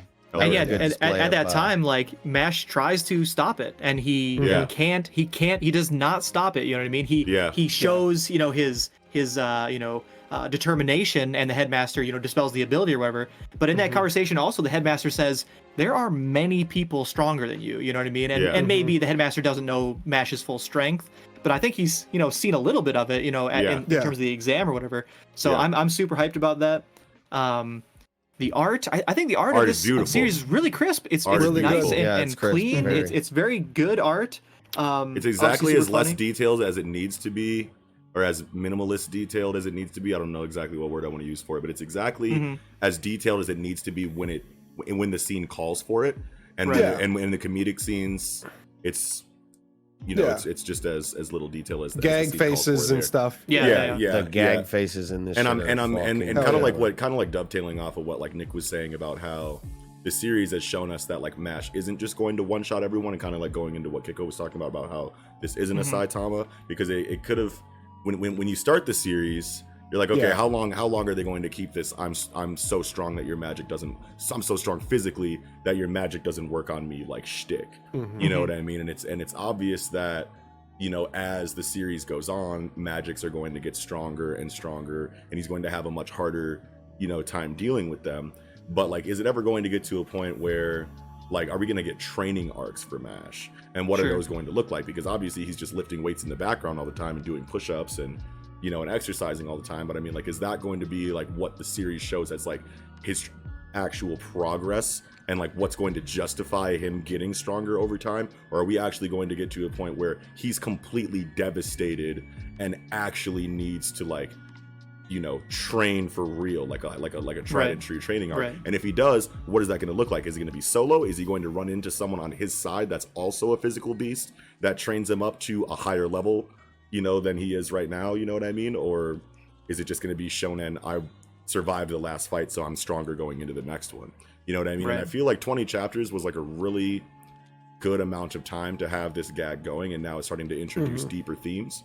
You know what I mean? I feel like 20 chapters was plenty enough for us to learn who these characters are, grow attached to them to some degree, get used to the humor, and now you can even tell in chapter 21 here that there's a different feeling than the previous like 20 chapters. Like even when they're trying to be gaggy and when it's trying to be funny, there's still a serious underlying tone in the background, like not now, like it's going down, you know what I'm saying? It's like it's lit a little bit, like chill out on all that shit, you know what I mean? And I just love that. I felt like that was very refreshing, because that's one thing that I was worried about with this series, is like it's how gaggy is it going both. to be? Yeah, exactly. Yeah, it's a great way to do both, is you can keep the comedic elements, but you also, say you have characters say like it's not time for that. We got to do other shit right now. That's just a perfect balance there. Yes. So I would say in that vein of conversation, funny moments and badass moments. Since it's the first time we're covering Mashle, I have a list of some of the really awesome moments, throughout the first 20 chapters that we've gotten so far, 21 chapters. Yes. I just go off them on quick. Yeah, sure. Yeah, remind me, please, because I can't. So these are in order of the story or whatever. So pretty early in the story, like he rips the cop's uniform off. Twice, he rips his uniform off, and he's like, "What just happened?" And he comes back later. He rips his uniform off again. Eagle, you already mentioned the headmaster and that interview of the exam or whatever, and that super crazy ability. That thing is drawn like this almost like That stand or like Nen beast. It's like super crazy looking. I love the running gag of Mash breaking doors, which they keep doing. They've done it so many times now. He's like, should I push or should I pull? I can't quite. I always get it wrong. I I always get it wrong. I'm just gonna take the whole door off. Yeah. When he's trying to fly on the broom, that scene is so sick. Where he oh my god, yes. They do the play-by-play, and he throws the broom and goes in General Tao, jumps on the broom and flies forward. It's like so sick. Yes. The bully who's in with the vice principal, and he's like, "Oh, you can't fuck with that guy. He's in with the vice principal." He slams his face into the ground, and then he literally buries the vice principal alive. He's the vice principal's like, "Hey, you can't be doing things like that." Yeah. You can expel me. You can expel me. You know what I could do? I could dig up from the ground and bury you whenever I want. You know what I mean? It's like, oh shit. Yes, bro. Wow. When he says things like hamstring magic. Yeah, bro. When he just all of his magic is muscle, dude. That's brilliant. That is brilliant. Wow. Love that. There's so many muscles. Right. And there's super badass parts, like when they're in the scorpion forest. Yeah. And that kind of shitty dude from Lang Dorm is with the rock magic. With the rock magic, and then Mash punches him twice. So the guy with the rock magic said if you withstand 10 hits of me, I'll whatever, let you go or whatever. And so Mash hits him twice. He comments internally I am going to literally die if I get hit again. And Mash goes, "Show me the difference between us. You've got 8 left to go." Oh my. Yes, super badass dialogue there. And then the super mega ultimate star on the forehead scorpion comes in, and he just throws it away. Sorry, I'm busy right now. It's like, yo, chill. Another it funny almost moment. seemed like Vash was I'm only hitting you for every time you hit me type shit. Yep. Because he's a good guy. He's and it's funny that scorpion came in. Bitch, how you feeling? Yeah, and that scorpion came in with a star on its forehead, and that scorpion wasn't even brought up in the trial. They just said it was they said some scorpions. Maybe it was, but they said that some scorpions are really weak and only get you a bronze coin. Other ones are a little bit stronger and they give you a silver coin. But they were talking about the shapes on the head. I can't remember what the bronze shape was, but I think the silver one was the square. You know what I mean? And then a star comes and it's that's your coins, bro. Get your coins, bro. And then he's no, not right now. My people, you know what I'm saying? And it's that's how you do.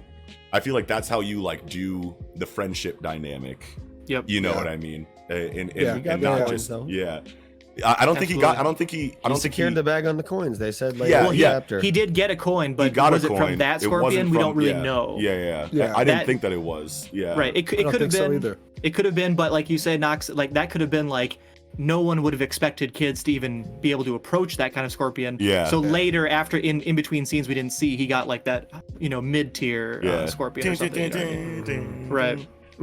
I was trying to do the Zelda sound, but yeah. Couple more moments, and we can get into the chapter.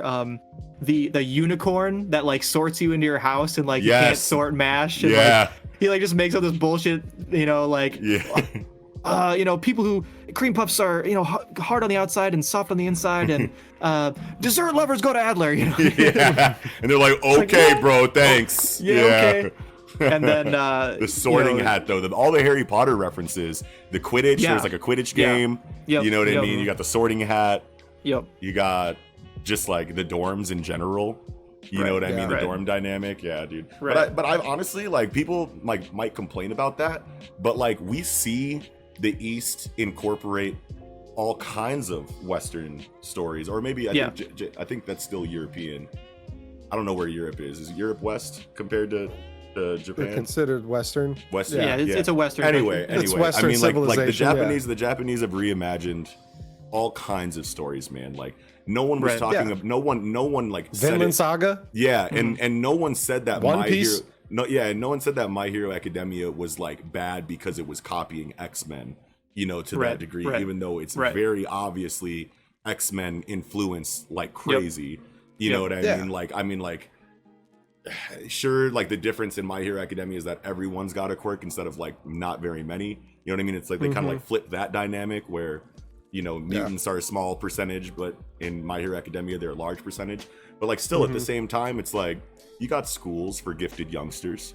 You know what I mean? You've got everything there. If you just read, like, I mean, more people probably read Harry Potter. It's easier to find a Harry Potter fan than like a real X-Men fan that'll be able to point out all of the references inside of My Hero Academia. But still, it's like the Japanese reimagine these kind of stories all the time. Yeah, I mean, authors are gonna pull from all sorts of different, walks of life, different, lores, and like I was like the two examples I gave, like Vinland Saga is obviously Norse, and then One Piece is, you have to say that One Piece is kind of all over the place, but it's still like Caribbean pirate based, right? Like, 100%. and there's like Blackbeard is a real, like all the real pirates, and Jewelry Bonnie, like all those are real. Edward Newgate. I think the difference is that there's not one tried and true lore for pirates, whereas like this is clearly straight from J.K. Rowling specifically.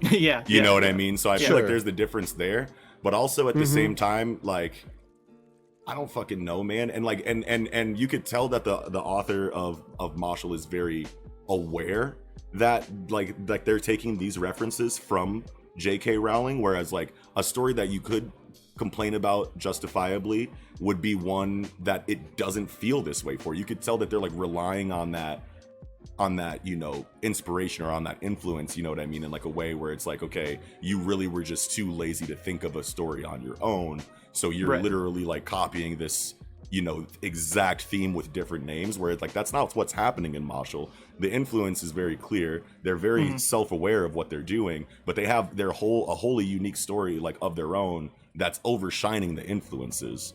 You know what I mean? At the same time, whereas other stories would just be like, this is literally a Harry Potter reskin. Right. You know what I mean? It doesn't feel like that. Yeah.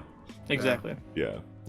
So the last crazy moment that I had before we get into the chapter, it's actually from last chapter, and this one actually shows like not only some badassery, but hints at this new masked character. You know what I mean? This masked character that is like MASH, perhaps even stronger than MASH. And like I'm gonna hold it up to for the YouTubers. Love here, that. But, love that page.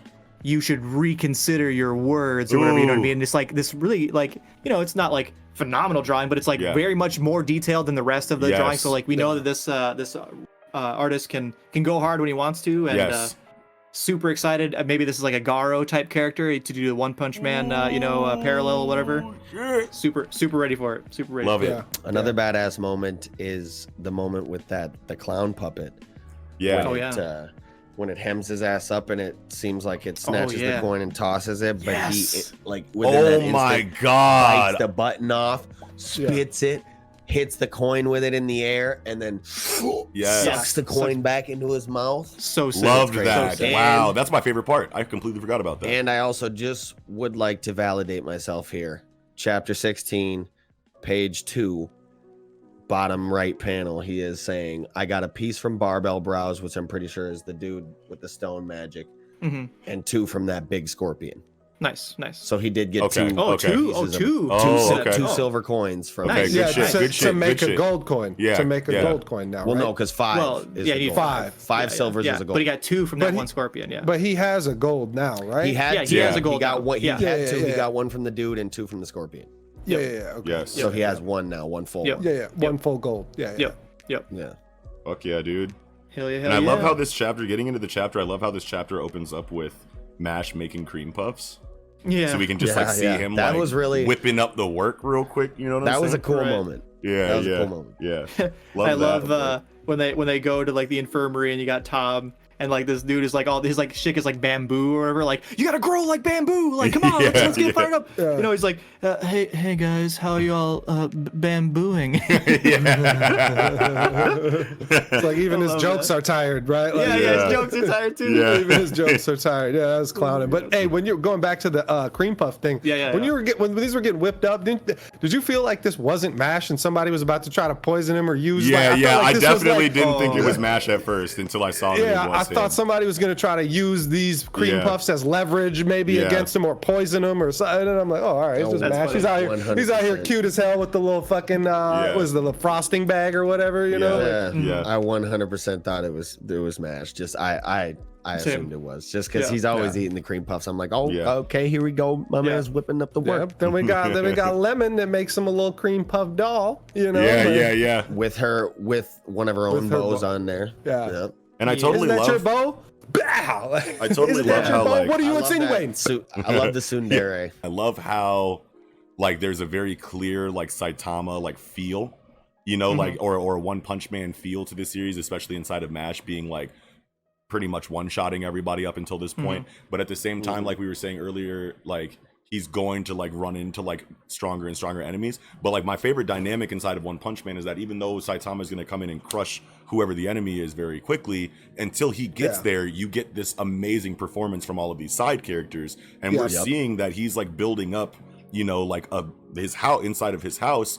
You have all of these characters that are clearly going to be progressing throughout the series and giving us very, you know, dynamic and very, you know, interesting, like high stakes, like situations, even if Mash does come in, you know, and put in work, you know, or whatever. But at the same time, it could be that way for a little bit, but then eventually we're going to get a situation where he's fighting the strongest dude and struggling, while everyone else has their, like, you know, moments where they're fighting other characters and struggling too. So like it feels very One Punch Man, but you can see that it's going to deviate away from that and become like a very tried and true 1v1v1v1v1 type shonen too at the same time. So we get kind of like the best of both worlds there, which is really fucking cool.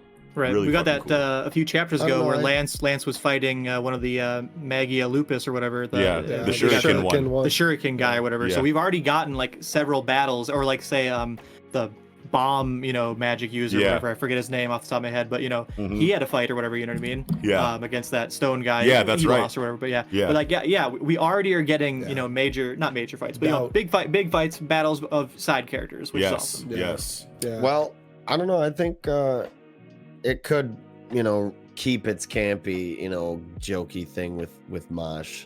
Yeah. I don't think he'll be like a Mary Sue though, or a because, Gary Stu or whatever you call it. Like even with this door, like, you know, going further down the line, it could definitely change. But even like still with this door in this chapter, like Lance is fresh. Yeah. He has not used a single spell. Yeah. And this disclose spell, he said it was the limit of his magic just to reveal the door.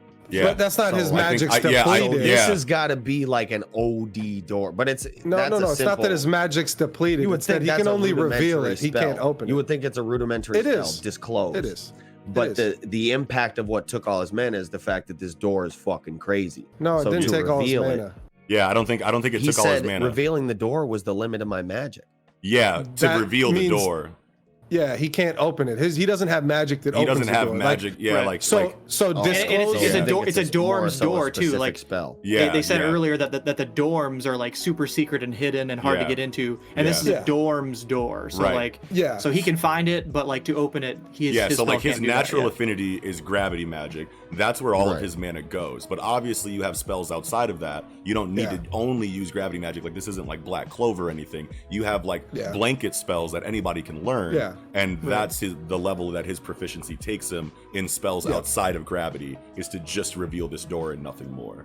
Also, so I'll make the point. Okay, go ahead. I would say that we've gotten exposition that there are types of mages: white mages who are more about scholarship and support, versus red mages who are combat mages. So I think Lance is obviously a combat mage. Yes, exactly. Yeah. Lance is a combat mage, and this reveal spell is obviously a white magic spell, or maybe even a different color. We've not been told yet, but it's not his bag. You know what I mean? Yeah. Well, so I don't know. I'm still kind of thinking that he's saying like it was the limit of his, but then he's still planning on fighting, so there's no way his mana. And look at him. He's not he's not like tired. Why can't he's he not cast why can't he cast like zero gravity? You think he's probably still a novice with his gravity spells? Like he doesn't have I think maybe the author's just waiting zero gravity on this door and have it float open. Yeah, it's just part of the gag, though.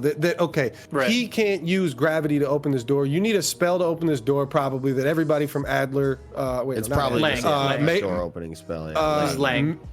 This is Lang. This isn't Magus Lupus or whatever. But that's Major Lang. Lupus. That's Lang. They're from Lang. They're from. Okay. That's their that's their main team. That's the gang. That's the gang. That's the top. Oration Sayus.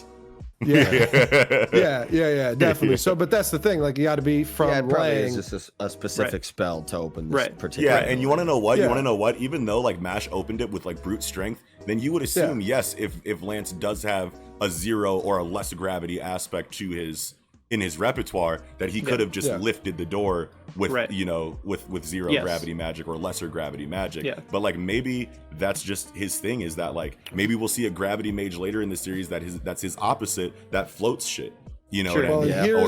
Here's the fine line that we are going to probably dance on with this fucking manga, is that the fact that Mash can just brute strength open it is the gag part of this, where it's like, even though it still makes sense within the story, like it's still going to be like, okay, sure, Lance could just fucking 500 times gravity and smash the door in, right? Or whatever. I don't know, maybe like, go the other direction because it was pried open this way. Maybe he could smash it in the other way.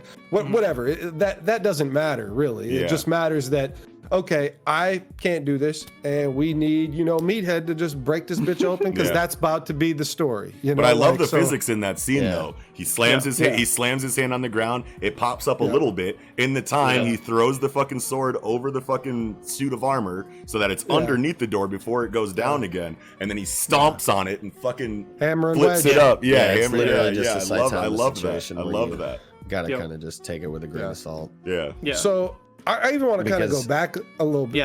Go ahead. No, just Eagle. I was just going to say, if it is magically sealed, then it makes no sense as to why it would bounce open. So I do actually, other than the aspect right? of like he's brooding through it, brute strengthening through it. That's what. Let's set aside the gag aspect. Like, if I really wanted to explain this is a magic society. Their magic lock will block magic spells that try and open it, and no one is strong enough in this universe to open such a door except for Mash and maybe this Mask character, right? So like they just don't care about weight and strength and that kind of thing. But like his gravity magic perhaps would like be repelled by its magic, right? So like magic versus magic maybe doesn't work, but Mash is like taking this other route that like no one else can take. Could be. Have we actually gotten dialogue in this series that says Mash has no magic from someone who's trying to like detect? He has no lines. Yeah, he has no lines. No, he also has no magic too. I'm pretty sure. Like that's what. Because don't they want to throw him out of the kingdom or something? Well, I just can't remember. I'd have to go. I'd have to go. So if you have a line, that means that you have magic. Period. Yeah. I thought. Okay. So if you don't have a line, then that means no mana at all. I don't know if that's full true. Because like I'm trying to remember a scene. I'm trying to remember a scene where they're like, I can't sense any mana, like a Black Clover situation. Because like if we don't have any like firm confirmation that Mash legitimately doesn't have an ounce of mana coursing through his body, then like this we could get a revelation later that this triceps magic, you know, is his magic. Is actual magic that just reinforces your strength. Right. And he actually does have magic to a certain degree. People do comment, like, is he using an enhancement type magic? Yeah. They wonder that question. Okay. Sure. Okay. Sure. But I'm pretty sure his grandpa, it's his grandpa, right? His dad. His dad. It's his dad. Yeah. Okay. But it's adopted dad. Adopted dad, Shit. That's true. Yeah, he was found. That's why I felt like he was shit. found on the top of a building randomly by the dad. Yeah. And Van Dead is the adopted dad's last name. So like maybe that's not his name. I mean, assuming that's not his, obviously that's not his actual name then. Right. Being adopted. But yeah, I felt like he's a grandpa because he was old. But you're right. Yeah. Adopted dad. And I'm very confident he did say that Mash has no magic, because especially because like when it first came out, I just saw everybody saying, "Oh, this is just Black Clover and Harry Potter mixed," and it's like, calm down, you know, Black Clover, One Punch Man, Harry Potter mixed. And it's like that's a good combo. Sure. That's fine. That's a good combo. That's still its own story, even if it is a combination of all of those three things. Like, you know what I mean? And obviously there's the parallels there, and I just don't think Black Clover would have been thrown in the mix if he did have magic, in that description, if he did have that magic. So but I think what Nox is saying is that like the story could the dad be wrong? The story leaves open potentially the fact that he could have magic. He doesn't be able to use it now. He doesn't have a line now. The line is not on his face. Maybe the line is under his hair or something. You know what I mean? There are ways that you could factor it in later that he has magic. Though I don't think it will. I don't think it will, for the record. But, I don't think either. Yeah. Do you guys think we're going to get like a hair up form of Mash because his hair is down, and like, do you think we're going to get like a mob psycho like kind of situation where his hair goes 100%. Like flying up? Yeah. That's gonna, and he's gonna have the Harry Potter Thunderbolt. Oh my god. Yo, wait a minute. That'd be crazy. Wait a minute. And it's funny, you guys, thought of Mob, and I've thought of Mob obviously many times reading the chapter, but when you said that, I'm like, 5 Gates? Is that when Rock Lee's hair starts to pop up? Yeah. I think it is at the 5th. Yeah. Oh, nice. Yeah. Wow. Yeah, same thing when he turns red. Like that's what I thought of too. Like fucking release the Gates. So if we can go back a little bit in the chapter, when Tom is in the hospital, right, and they come and visit him, he says, I can't cast any spells right now. I hardly feel any magic inside of me. And if you remember the last chapter, when Lance was fighting the masked character, he tried to cast Graviola on him, and he could not even cast it. You know what I mean? So like this masked character may have a magic canceling ability. So that's just so he's the Asta. So he's the Asta, and then Mash is like not the Asta, but like just so strong that magic. Yeah, the Rock Lee. Yeah. And he just thinks that Mash is like him and has magic cancel because he's not using magic and he's just blitzing through everything with raw strength. Wow. Right. Potentially. Yeah, because that's what I was going to say, is that in the last chapter, that guy says, "Oh, somebody like me." That would make sense that he thinks that he's negating as well. Yeah. Okay, that makes a lot of sense. Because at first I was like, well, why would he say that if he's just if he knows that Mash is just brute strength? But you're right, he might not know that. Yeah. Right. And why would anybody actually really even think that if he's got a line? Oh my god! So then Mash is gonna fight this dude, and then like he's gonna be like, I'll just cancel his magic, whatever it is. See, and then it's just going to be brute strength. Yeah. Wait, no, didn't they already have an exchange? Didn't they already have an exchange? Hold on. This dude is the like mask super guy, fast. He's after super him, fast. Way faster than Mash could see. Yeah. So, well, at least so maybe they are in the that same moment, he didn't find it necessary to like attack him or whatever. You know what I mean? Yeah. Like, so, but I'm pretty sure he said I couldn't see him even. Like they're both. Yeah, stunned, maybe they are the same then. Yeah. So that's what I thought. They going were both back types. in here, I was kind of confused at a point. So like Lemon gives him the cream puff voodoo doll thing or whatever it is, and then don't do anything too risky, all right, and keep Creamy with you at all times. Think of me when you look at her. Okay. Then the next scene, I'm assuming time has passed since then. Yeah. Okay. Yep. 11 o'clock after lights out. Oh. Didn't Whoops. Okay, so time has passed, and now Lemon is a puppet. Yeah. Okay. Yeah. Yes. Okay. Missed that square. Well, and so back to trapped in the box, whatever. Yeah. My mana's drained. I feel like mana's being pulled out of these people and put into dolls, and they're not necessarily actually turned into dolls. Like, I don't actually think that is Lemon, the doll. The doll isn't actually Lemon. I think that is. I don't think so either. I think that's her mana pulled out of her and put into a doll. Well, and while it exists in the doll, they don't have it anymore. A few chapters ago, when Mash accidentally broke into the Magia Lupus hideout and said, "Oh, sorry, I broke your door," or whatever, there was the dude who was turned into a doll, and Mash attacked him, and he turned back into a person. So this, I think, this is Lemon turned into a doll. Okay, yeah, I do remember that now. Mm-hmm. Yeah. So you could just knock them out, and they'll turn back. All those dolls looked exactly the same. Yeah. Yes, you're right, and this one does not look like not be altered. Right. You know, that's a great point. Because all those other dolls look the same. Why does she look different? Well, obviously, there's different spells inside of the puppet magic. True. Right. Yeah. But I gotta. It's like a baby that he holds. Yeah. So yes. Yeah. I just gotta say though that like with this doll bit with Lemon or whatever, and the dude is like, what kind of stuff? How can she still look good without eyes? Just what kind of stuff am I into? Yeah. Doubt's his name. Yeah, D-A-U-T, and his nose is like bleeding and shit. Still, it's like, dude, you're weird. Doubts? You're weird. It's Doubt or Dot. It's D-A-U-T. D-A-U-T. Yeah, Doubt. Yeah. Dot or Doubt. I don't know. Yeah. Yep. So that is one thing I'll say that is kind of off-putting for me as far as the art goes. I don't know if it's just a deliberate aesthetic choice, or if Hajime Komoto like has trouble like drawing fingers, like a character's hand with one single finger put up. I know it'd be like, and it's not like. 10 inches long, like that shit is crazy. Like, and when people's hands are outstretched like this, it's not crazy, but anytime it's just a single finger, it looks drastic. Like when Dotes is doing the middle finger, or when Mash is doing like a single finger up, like it's drastically long. I noticed. I see what he's talking about. I see what he's talking about. But it does look longer than natural. I totally agree. Yeah. Look at this is where I thought you were gonna go with it. Let me see. 1 second. God, where is it now? There's a whole hand that you get to see, and the shading's really weird around it, or like that. There's God damn it, I can't find it no more. Well, rip that one. Never mind. Rip. I'm sure we'll have more hands to talk about in future chapters. Yeah. Sure. So I'll give you a reference right now. It's Chapter 1, page 49, top panel. His fingers are long as fuck. It could just be a perspective thing. And also, Chapter 1, page 53, when he says, "You got a deal." Again, it could be a perspective thing and an aesthetic choice. Yeah. But I do think it's just that. like.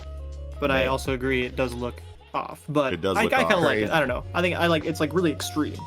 Yeah. I'm just excited for the future of the series, like especially inside of this arc, because like I feel like we're going to get our first like arc where it's the whole squad with like 1v1 like situation, and that's gonna be really cool to see inside of Mashle, I think.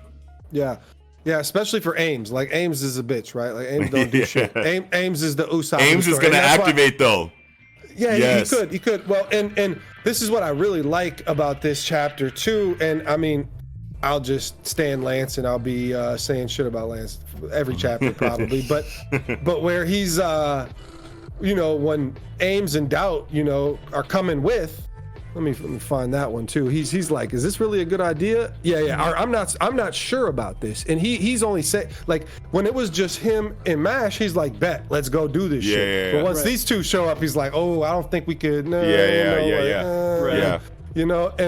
it's just, I like, he doesn't say that out loud. That's inner monologue there. But that's obviously important because especially so Doubt shows his tactical mind. Definitely, and Doubt has actually some kind of physical or not just magical combat prowess. That's what I'm looking for. Some combat prowess, whereas Ames, you just see him like shaking the whole time. I'm scared of everything. You know, I can't go in that door. I'm gonna die disease. Do we know what Ames' I thought magic you were is? talking about Rhodes Ames. Huh? Talking about the I don't know. I thought you were talking about Rhodes Ames. Is the brother is the older brother, right? Is that his older brother? So Rain Ames, Ames, and Finn Ames is this guy. Finn Ames. Yeah, and Rain Ames is the older brother. Yeah. And there's Rhodes Ames, who is a different character in the magma Orca. dude from the Orca. Yeah, magma. Yes, who exactly. got hold right away. Yeah, dude. I was like, fuck. So, but wait, have we seen Rain Ames's? That's our guy. No, Finn Ames. Oh, Finn Ames. Have we seen our Ames's magic yet? I can't remember. I don't think so. I don't think so. No. He's about to turn the fuck up. He's about to turn the fuck up next chapter. I don't. Or in the next couple chapters. Yeah. Well, it could be cool to see a character with his like personality have really OD magic. Yeah, it's like a Zenitsu. For sure. And exactly right. That's what I was gonna say too, because his stripe in his line is yellow. His hair is yellow. That stripe.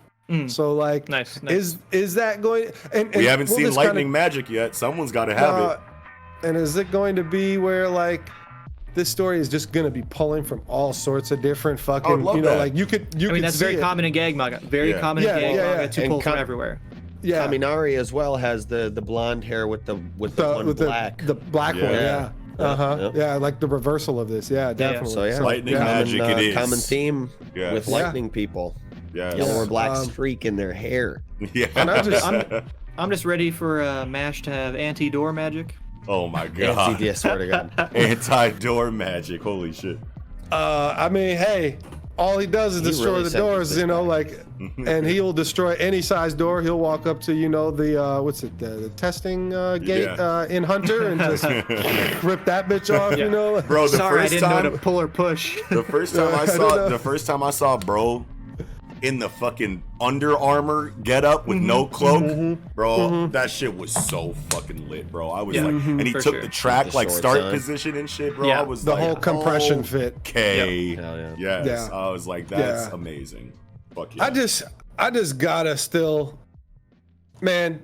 Lance is so stunting so hard. He's got the earring. He's got the earring with the fucking Jupiter on it. Yeah, bro. Which is so good for gravity magic, bro. And it's the same color. It's the same color as his hair. He's got Jupiter's got the most gravity. Bro. Lance is on the next best drip. I don't give a shit. Lance, Jupiter on best planet. I'm pretty sure Jupiter has the most gravity out of all of us. Jupiter's the king of planets. Planet in our solar system right now? Earth, because I live there. What'd you say? Stop being a bitch. So you think this is Jupiter, not Saturn? Wait. Oh yeah. I said, I'm pretty what sure is it is everyone's Saturn. favorite planet? Oh. I'm pretty sure it is Saturn on his ear because Saturn's got the ring. Jupiter doesn't. Saturn's got the ring. Oh yeah, Saturn. Sorry, I'm pretty sure. And Uranus has the rings too. Yeah. I was gonna say two planets have rings. Uranus don't got rings. Uranus, they say, does have rings that are much less visible. No, they both have rings.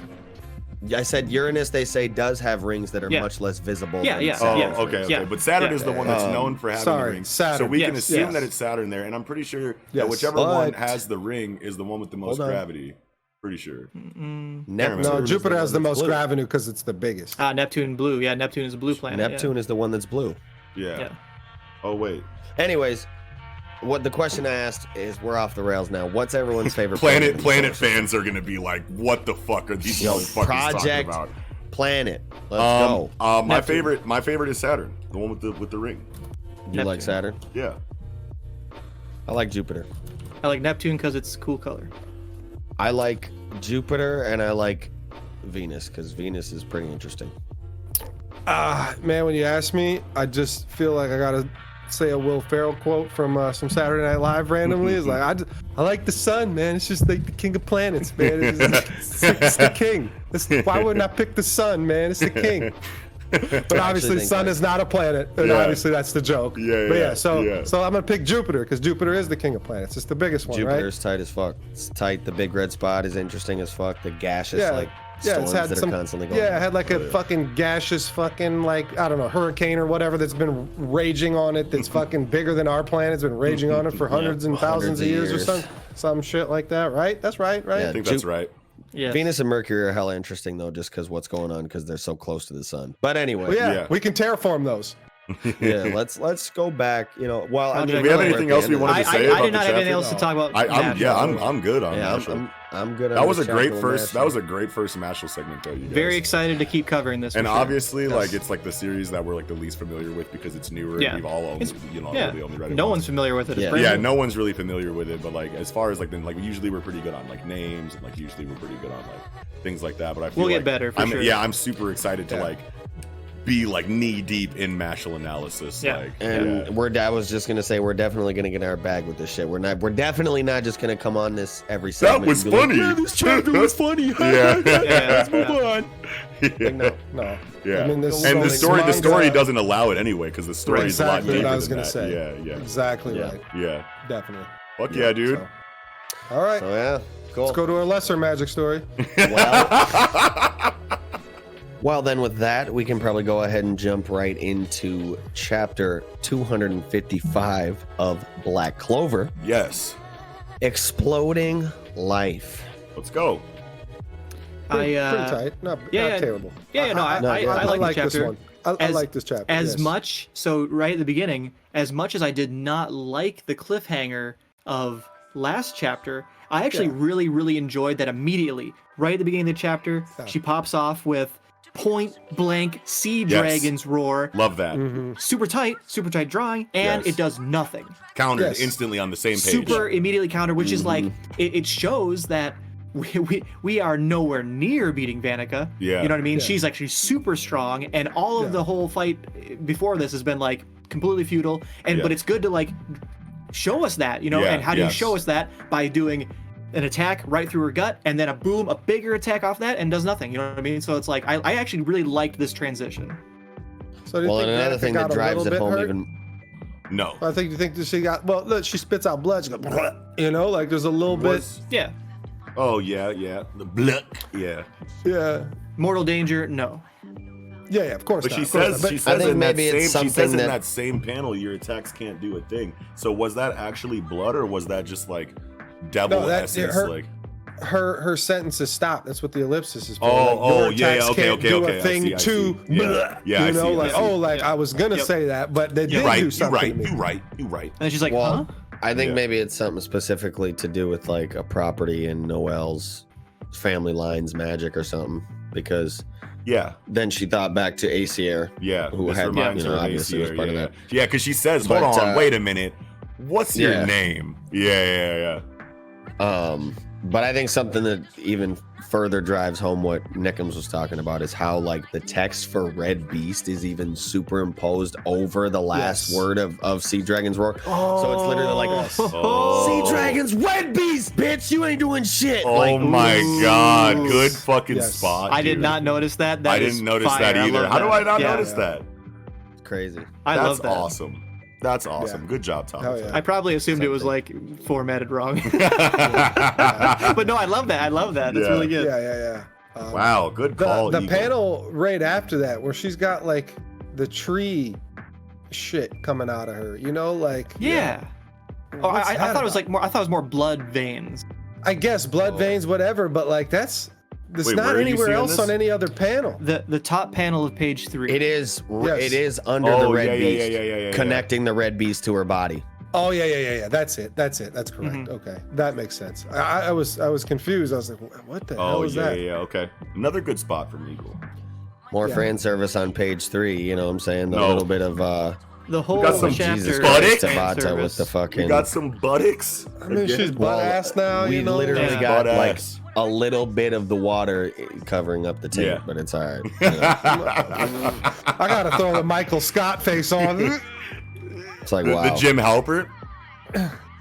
I'm like, Jesus. Yeah, for sure. Wow. But yeah, big determination vibes from Noelle this chapter. But sure. So she's always good for that. Futile. She's always. I have a question for y'all about. So you can see starting on page 4. Her grimoire is glowing. Yes. Has she learned a new spell? She's too weak to cast it, or did she just take the water spirit just now? Ooh. Because if you go back to when Yuno gets the wind spirit, he unrolls a scroll, reads a scroll, but his grimoire glows when he gets the wind spirit. You know what I mean? On the page like that? Well, his book is closed, so all we see is that the book is glowing. But I think you can assume the page. But like, I don't know. Like, to me, at the very least, this chapter sets up very obviously that Noelle will get the winds, the water spirit. Yeah. But did she just get it right there, or did she just learn a new spell? Which one? One of the two. One of the two. Definitely one of. I mean, it has to be one of the two. Yeah, because that's the only time the page of the grimoire ever. I feel like it has. I feel like it has to be the wind spirit here, because it's like water. Yeah. The water. Yeah. Because I mean, like, is she gonna get a new spell and then the spirit afterwards? I feel like that'd be too broken. I feel like that'd be a little bit too much, maybe. But I mean, like, when you look at ACR's armor, it's got wings. Like, I don't know, maybe it's got a little more. I don't know. It feels like a little more. Could it be that maybe her, Valkyrie is like leveled up? Leveled up. I thought that could be a possibility. But I like that. But yeah, no, I mean, yes, this chapter very clearly points us in direction now for Noelle to get Undine. Like next chapter. I mean, whatever. Immediately. Very soon. I feel like we're next chapter based on the ending. I'm gonna go with that. I'm gonna say. Yeah. I'm gonna say she's going into it right now. Okay, so do we think Undine is like has died and is already like recycled back to life in Noelle, or like? Okay, so my question then is like, can Undine leave Lolopechika? I think of her own accord. Like, can the spirits do that?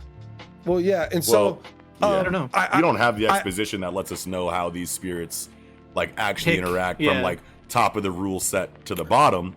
But like we don't know if they can willingly choose, but we know that when Fauna was killed and then the fire spirit left, went to Fuego. Yeah, she was killed. But Fauna was killed. Well, she was brought back to life too, but she was killed, after that. Damn. She was like, she was in a test tube. They had another test tube. Sally created another body for her. And for Veto. Yeah, they were reincarnated as whatever younger versions of themselves, or not reincarnated. Damn, I don't remember that at all. Reanimated. Yeah, I don't remember. Reanimated. Yeah, but. The next page right after that, you do still see Undine laying there next to Lolopechika. What page? So page 5, upper top middle. Panel. Yep. So she's still right there. So I don't think Undine's going into her book right then. It's.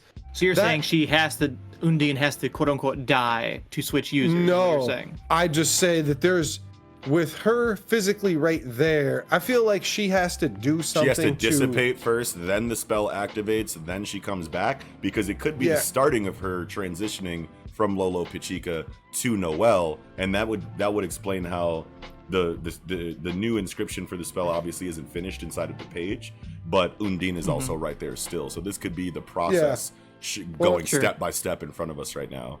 And we saw when maybe it was the curse magic, right? Megakula's magic, I believe, hits Undine. She starts to almost turn to a gaseous state. Like she's evaporating. Evaporating, boiling up, or whatever. So, I mean, I don't think we saw still like half of her body, right? Like, the other half started kind of to dissipate or whatever. Yeah. So, I don't know. I guess maybe it is possible that she could still be kind of a lump of fucking water right there that's maybe not even alive, and it's now already reincarnated into the book, and that's actually going to be like a fucking spirit's corpse kind of, and turn into maybe just a puddle of water eventually at the end of it, or gas and just all evaporate or whatever, so I definitely agree with y'all that like so far we've only gotten the wind spirit, which isn't a scroll or whatever. That's fine. But then the fire spirit was killed or whatever and reincarnated, and that's how it switches users. I guess I just feel like it's possible that Undine is like hurt or knocked out and just like so weak that like she can't be like, haha, like you're my master now.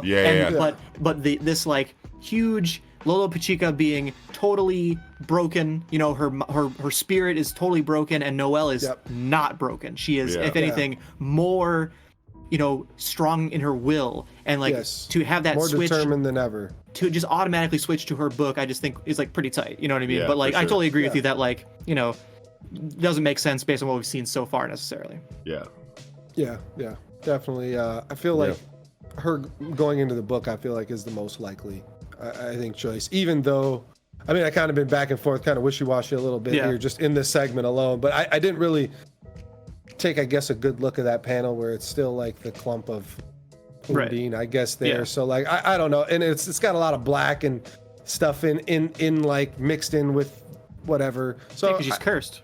Yeah, cursed, exactly. Yeah, so I am officially on the side of Undine going into the book. I'm gonna put that in the books. That's official now. Put that on the board. Hell yeah. So did we ever get dialogue officially from like Nozel saying that that McGillicuddy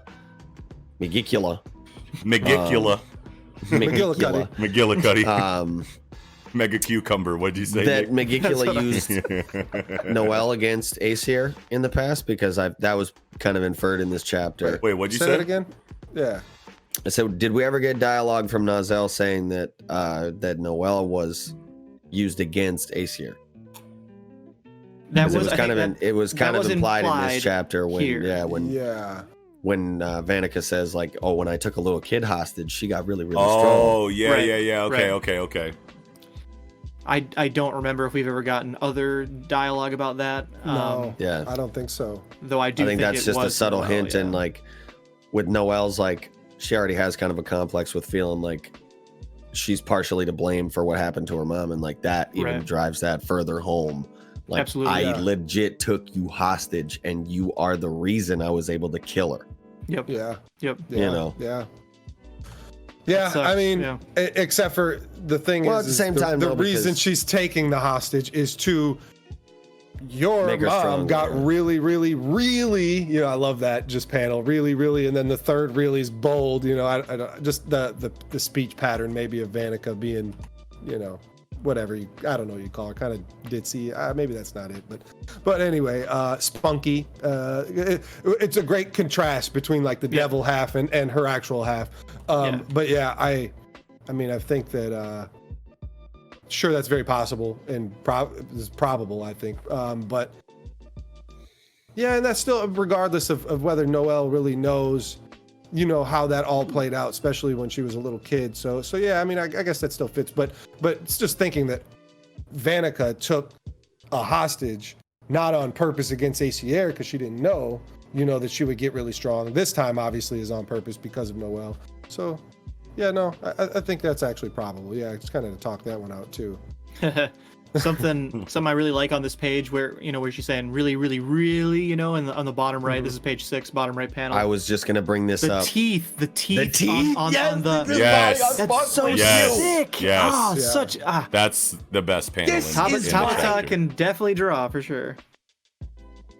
I was fucking ass read off. my mind because I was just gonna bring that up. The aesthetic with those teeth, man. Yeah, that's fucking cool as hell. Very cool. The half and half. That's the half, awesome. the half mouth. Like, ooh, it's crazy. Hell yeah. I wish Aesir looked older. Yeah, me too. I was gonna say that. Yeah, agree. Yeah. Yes. Like that's it's just literally Noelle. just like that's literally just Noelle. Yeah. Mm-hmm. Yeah, but at the same time, like, do older, unless they're like old, like 70, like elderly woman, do women ever really look old in manga and anime? Like, I get like middle-aged, where they got crow's feet and wrinkles and shit. Like, no, you can make someone look older without giving them like a geriatric, right? Like, well, yeah, you can, but like they don't usually. Like, typically, it's not a thing. Yeah. Like they're like Yami obviously looks way older than the kids, but doesn't look old. Yeah, Yami looks fucking 25.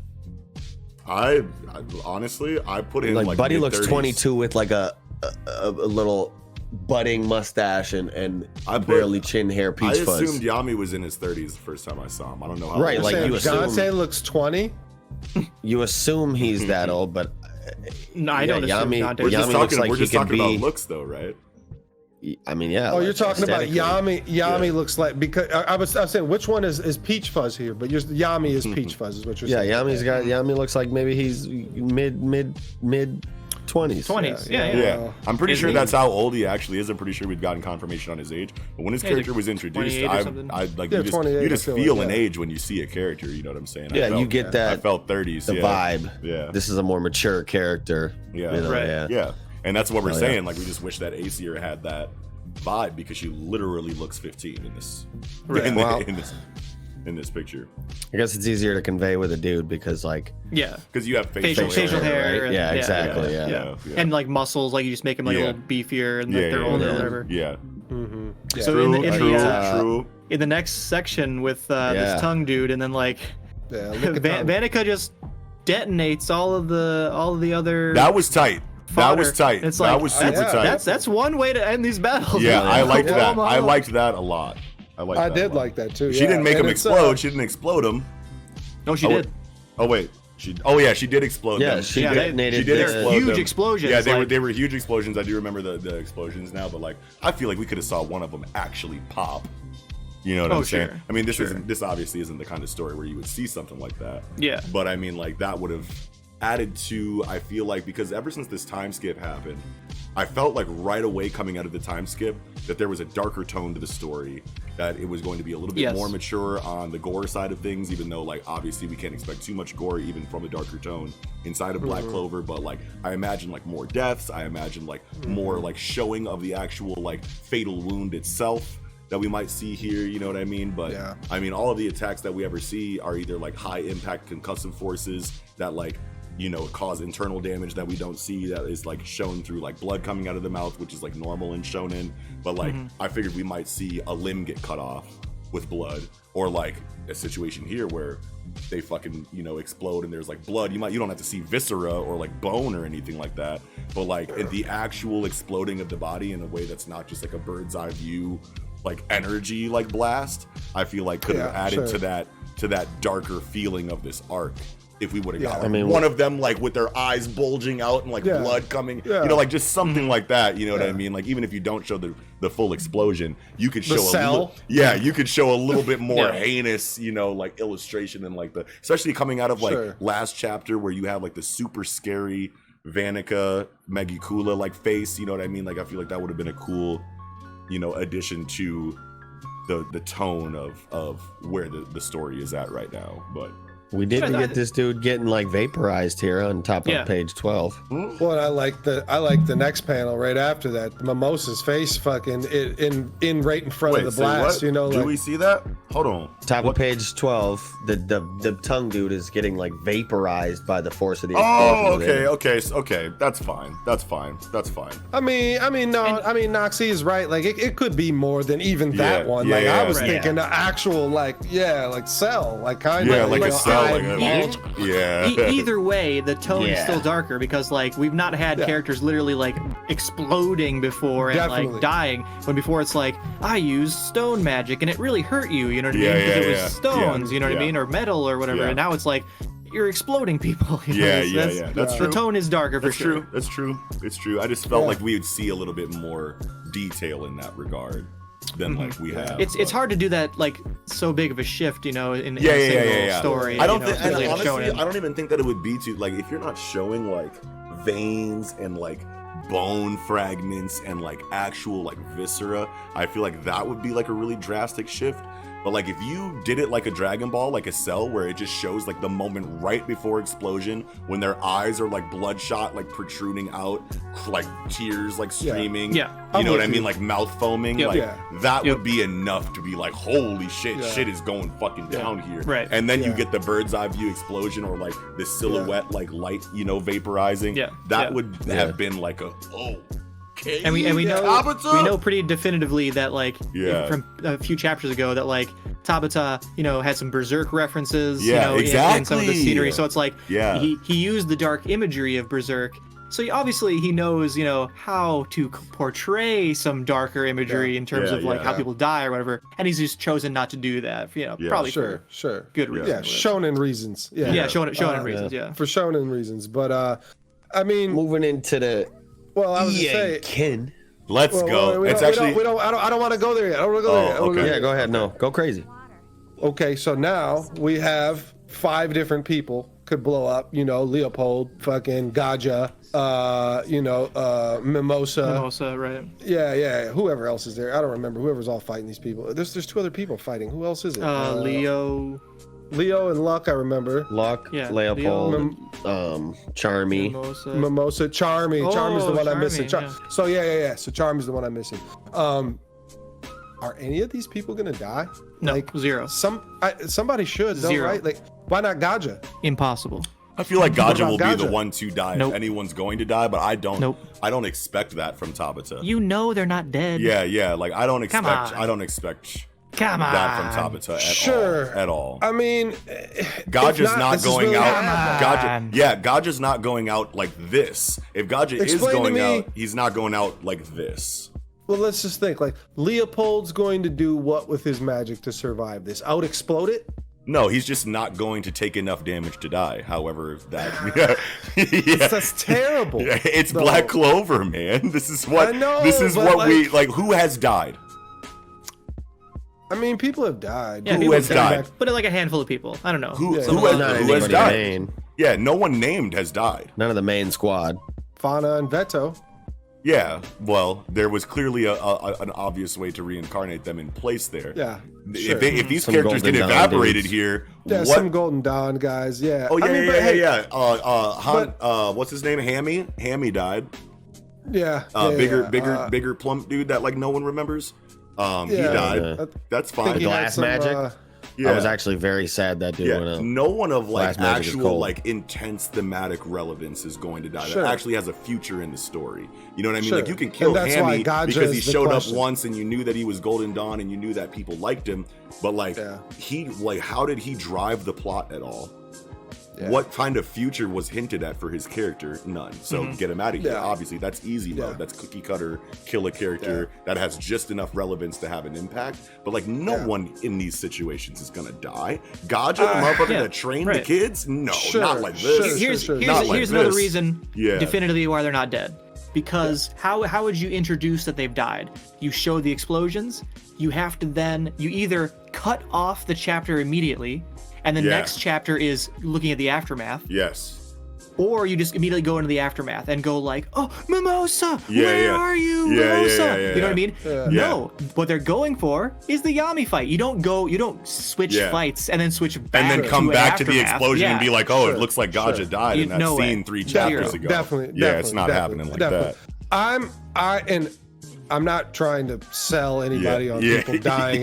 Sounds like you are. Well, I'm just trying to put a question out and not have the answer be nope, done. Let's leave. We already let's talk about it. Nope, but done. We can't talk. Let's not even talk about it. I know. Sure. No, I agree with you though, Kiko. But it's bad. Well, yeah, exactly. No. But that's where I'm going.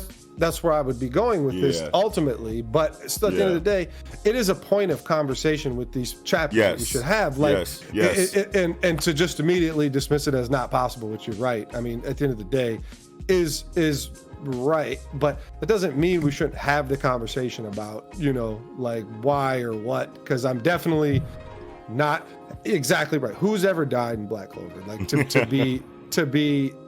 Villains just to get reincarnated, and then one Golden Dawn dude that barely anyone Julius even remembers. To come back alive, only the people who have reread Black Clover 4 times care about dude who died in Golden Dawn. That's it. That's a very small amount of people. The explosions. They outran them. True magic, flame propulsion. True magic, lightning. Obviously, Gaja's out of that bitch. You know what I'm saying? Like and luck. And true luck. magic, cotton shield. True magic, you know what I mean? It's just like, and obviously these kind of things might not have happened, but like I'm more of a proponent where they were there in the epicenter of the explosion, but they just didn't take enough damage to die, and they're seriously injured, and then they don't fight for a while and then come back in the last conflict raring to go because it's been 17 chapters. That is very, very likely. Show some blood, you're bleeding from the head a little bit, you're limping, you say some words about how messed up you are. Like I could have died if I didn't. It's just really bad to have. Like, how does Mimosa survive this, right? Like Mimosa in particular. How does Mimosa survive? If anyone's gonna survive, it's Mimosa because she's a healer. How? She's just gonna start healing herself as she's dying? No, but I mean, like you would assume that healers have She's gonna use reverse healers have reverse defensive. Jutsu. Well, the healers just naturally have defensive magics, right? We don't know her grimoire is just as thick as everyone else's. We don't know how many pages are full with spells. We don't know all of her arsenal. We don't know everything she can do. Sure, but we've seen a lot of her arsenal. A lot of hers is tracking, and a lot of hers is fucking. You know, she does a lot of other shit that is very supporty, and defense is something that could be in the line. That's what the Black Clover energy system allows. Whenever you need a spell, it shows up in the book. Yeah, I know. And because your emotional state called for it, or it was dire enough of a situation for you to need a new Green Lantern construct. You know what I mean? Like that's what the show has been telling us the entire time. It's like you just get what you need when you need it. Surpass your limits. Yes, and I don't disagree with anything that anybody's saying. I don't actually think somebody's dying, but this makes me want to quit the manga immediately. Woo! What was that? What was that? I'm telling you. Like it's just. You having 5 nukes go off in the country and nobody's gonna die over this? Like, yeah. Hey, there's probably a lot of citizens that are gonna die. We better get that info. We better get that info. That's also, I think, literally the same thing I said when Leo did that super attack. Did this big ass flame thing, and it's like, oh, everyone's fine. Don't worry. These are main squad. That's right. I get that's right. That's doesn't make sense for them to die. Okay, but they're not going to die. But if the explosions are this big, there should you be to some name me a casualties. story where main squad dies. I mean, it happens in a lot of stories. Let's go. Name me a story where the main squad dies. So Leopold is main squad. Black Bulls is main squad, right? Yeah, he's like main. So like you're going. So like where are you drawing the line of like what main squad is? Main cast. You're just choosing that they're main cast because they're more focused in this arc. Yeah, they're more focused in this arc. Where's Leopold been the last 3 arcs?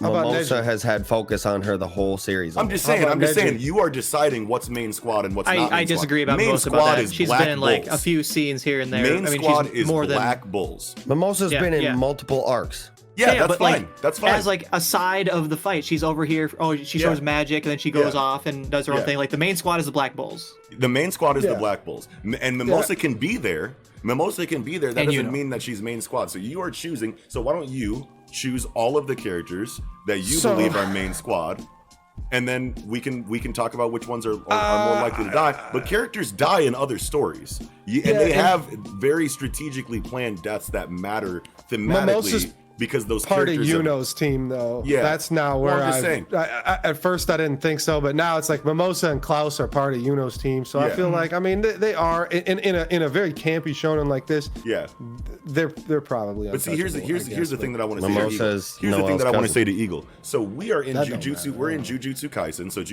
potential Jujutsu. No, actually, there's no Jujutsu Kaisen spoilers. Jujutsu Kaisen is a story where we can see what happens to certain characters in the last couple chapters and actually wonder, are they dead or are they not? In Black Clover, you don't have that wonder's not there. We know they're going to live because characters don't die. Yes. You know what I mean? But like in Black Clover, like that just doesn't happen. You know what I mean? So like in Jujutsu Kaisen, the fact like even if the characters don't die, you're not sure. That's what stakes are. You know what I mean? Like if you have that worry, if you have that tension, if you have that uncertainty, that's tension, that's stakes. In Black Clover, it's just these characters aren't going to die. And then when we complain about that, you say, well, who dies in other stories? They don't have to actually die, but like the fact that you don't know is the factor there. So yeah, that's the difference. In literally any other shonen. I would say in response to that, even in Jujutsu Kaisen, I'm 100% confident main squad probably isn't going to die. Yeah. But the main even squad, in a story like Hunter, I've always said this to you. Yeah. Leorio. Yeah. Probably not going to die. Yeah. But the main squad, because the only one of the main squad in Hunter that has a chance of dying. When the main squad is 3 people, that's way different than when the main squad is like anyone 10. who's in the arc. Yeah, you know what I mean? anyone who's in the arc, you know what I mean? All these named characters, No, it's they're not always in anyone the who's squad. in the arc. See now, But it is Well, though. okay, It is. no. Every Now single you're, arc, like every single arc. misrepresenting. Okay. named characters will never die. You're saying that Mimosa and you're saying Leopold are main squad. Leopold, yeah, because of their like integral connection to Asta. So and Mimosa and Noelle. Right. Like, okay, obviously, this named, character. Yeah. Lady, I forget her name. The redheaded chick in the one village that is named Rebecca? that Asta had a connection with. Yeah, Rebecca or whatever. Yeah. Like, she's not main squad. Okay. She probably still won't die, Right. But I don't know. So she's not somebody I would consider main squad just because she was in an arc and named. Yeah, but I'm considering Mimosa and Leopold kind of part of the main gang. Yeah. Yeah, I mean, they were part of the Mimosa's time Noelle's skip. cousin. Yeah, that's right. Yuno's squad member. That's right. Part of the time skip. Leopold is Asta's rival, self-proclaimed. That's right. But like I'm just saying, like if you're not going to kill the main squad, then like you can create. If you're going to go into a darker tone of storytelling, then like you can use like what do these threats matter if the last 5 threats that have been in the series, only one character that doesn't matter has died. Like, go through any other arc and any other shonen, and side characters that have shown up multiple times die. Goto fucking dies in Hunter x Hunter. And granted, he was only in one arc before that, but that was a heavy L. That was a heavy L. Like, you felt that. You know what I mean? Mm-hmm. He wasn't main squad, but like you can write Kite. You know what I'm saying? Like, there are deaths inside of shonen that are done well and done often enough.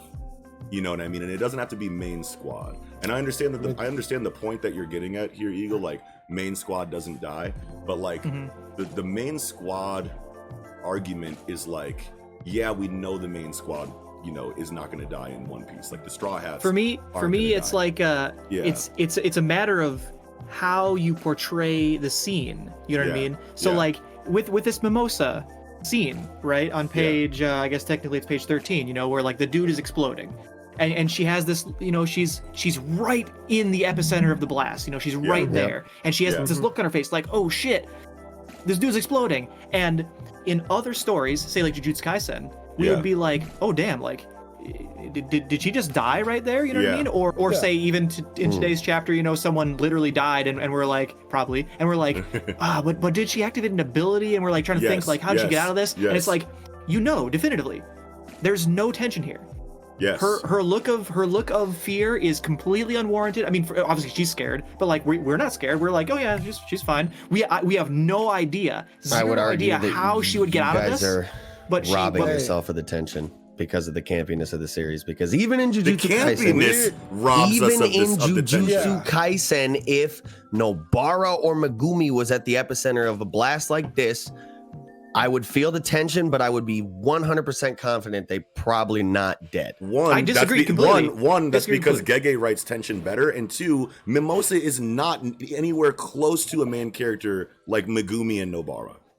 Like not anywhere. I don't want to get into Jujutsu Kaisen spoilers, right? But like last chapter Jujutsu Kaisen, when a character did some stuff to several characters, you know what I'm talking about, like Jogo or whatever, right? Like I literally still think they could be dead. You know what I mean? Was an argument on the timeline. That was an argument on the timeline. No one argues. Maki is equivalent to Mimosa. Maki is an equivalent to Mimosa. Yes. No one think Maki could be dead. Confident. Yeah, they're not dead. Me too. But Nick is not. I'm confident she's not dead, but Nick is not.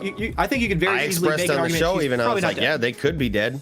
Probably not, though. Exactly. They could be dead. Mimosa can't be dead. She can't be dead. Exactly. Mimosa can't be dead. That's the difference here. 0% chance. 0%. She could be. She could be dead. Probably not, though. That's exactly what I just said about Jujutsu Kaisen, and you guys agreed. No, we're not agreeing about Mimosa. Robbing yourself of it because of the campiness the series has established. No, you just said Mimosa That's could be dead. That's a weird sentence to probably, me. You just said Mimosa could be dead. Probably not, though. We agreed that Maki could be dead. Probably not, though. But we're not agreeing that Mimosa, you're the only one saying Mimosa could be dead. Probably not, though. We are all confident that Mimosa is not dead. There's no chance. That's the difference. Why? Maki, how is Maki just got fried by lava? She could be dead. Probably not, though. Yeah. Not a very similar sentence to Mimosa just got blown up. She could be dead. So because characters don't die. Characters don't die in Black Clover. Let me just say something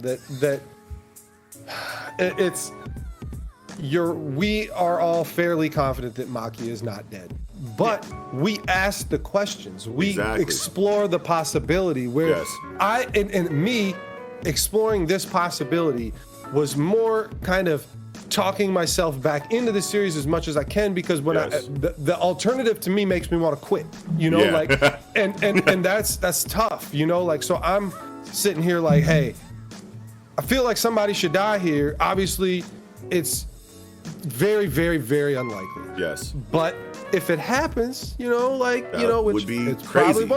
It would be crazy, and it would do a lot for the story. But it's so improbable. Right. And whereas like the chance of Maki being dead is also improbable to me too. Yeah. But the probability is higher, and enough for us to explore the conversation. Where me exploring this conversation and this thing was, and I had totally different intentions exploring this conversation than I would have if I suggested is Maki still alive, or dead or whatever. Like it's. And Eagle, where you're coming from, like how you feel about the story. When you say we're robbing ourselves of the tension because of the campiness of the series, that is so like contradictory, because the campiness of the series is what's leading us down this path of not believing any dire situation that main characters or supporting main characters are in. The campiness of the series is what's letting us know we have nothing to worry about. That's what the word campy means. So like the story has not given us any reason to believe that any characters are going to die here. In Jujutsu Kaisen, you don't know what could happen because characters die, and if they don't die, they get taken out of the story for X amount of time because of how bad they got fucked up in the previous arc. Yeah, you have things to reference back to that let you know that not everyone is safe. In Black Clover, all of the characters reset no matter how much damage they take in an arc, no matter how big the threat is. By the next arc, everyone resets with higher base stats. That's what happens in Black Clover. Took a serious fucking injury and came back with Shanks. That was Shanks' hockey arm is something. Firearm. He gets firearm. Fuego Leon is the best instance of stakes and consequence that we have in this series. He was introduced. It all. Exactly. He was introduced, hyped up, taken out, which was very shock value, which was very holy shit. This series is doing something different, and he was out of the story for over 100 chapters. And then what did they do? They brought him back stronger than ever, and completely invalid. Now he was still gone. So that's still stakes. That's still consequence.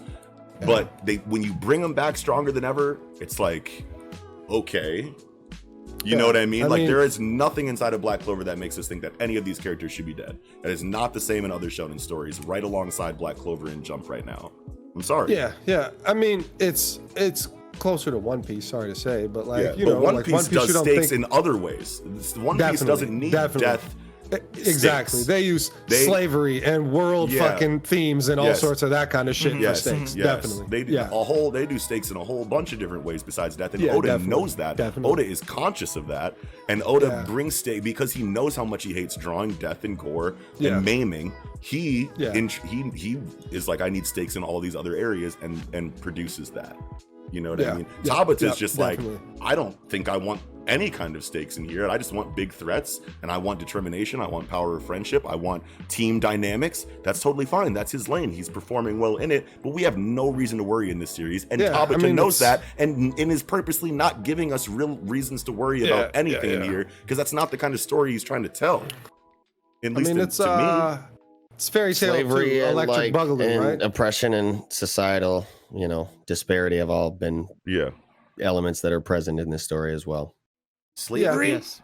Not in the stakes way, but yes, it is part of the setting. Slavery. Spade Kingdom enslaves all of its citizens. Yeah, to steal their Magoe or mana, whatever. Yeah. When Slave Kingdom enslaves one of the squad, I will be more impressed. They are going to take Lolo Pachika, and that will give us potentially some stakes. Definitely Lolo Pachika's situation will add to the stakes of the story. And they've taken Vengeance, who deserved it. You know what I mean? So there's not really stakes there because we've been waiting for that motherfucker to get his dues. And who else did they take? can't believe they just forgave Vengeance. Still to this day, that fucks me up. Like, I'm like, they just let him skate. He's just still running shit over at Golden Dawn with no. Black Clover gives us more reasons to scratch our head and raise our eyebrow and cross our arms, and it gives us reason to worry about characters. That's a big deal too. You know what I mean? Like when I'm sitting here going, why did they do this way? More than I'm going, oh no, what's going to happen to that guy? It's like it's almost counterproductive. Sure. But I don't know. I'm done with my tirade though. I'm sorry. I'm 6 beers deep now. So and we do got to talk about the last 2 pages. Yes. Okay. Can we please get into? I'm sorry. Can we please get into it? That was an amazing conversation though, regardless of the contention. That's what makes an amazing conversation. Yeah, true. That's true. A lot of the time. That's true. But yes. So Eagle, you were I think the most hyped to get into this. Yes. Go nuts on the I was just EI. going crazy on the Ken. EI Ken is not the phrase because punch. Ken implies a punch. Yeah, it's EI-Do or EI Jutsu or just EI. Yeah. But yeah. Yeah, for sure. EI Ken is. But this is tight. Yeah. Magima. Yeah, but this is tight. This is tight to go back into this perspective though, because like it's bringing us right back to the exact cliffhanger. Damn, Tabata used the same cliffhanger 2 times. But okay, so but it brings us back to this Yami conflict, which we've been wanting to see the resolution of. So we can assume that the start of the next chapter is going to come back to Dante and Yami. And that is cool. We got a nice break to see some great Noelle scenes and to see some dire situations inside of Lolo Pichica, and get some information on Vanika's magic situation on both her personal side innately and the side of her devil, which is great. We needed that. Now we have a really good understanding of all of these Dark Triad members, and that's awesome for the progression of the story.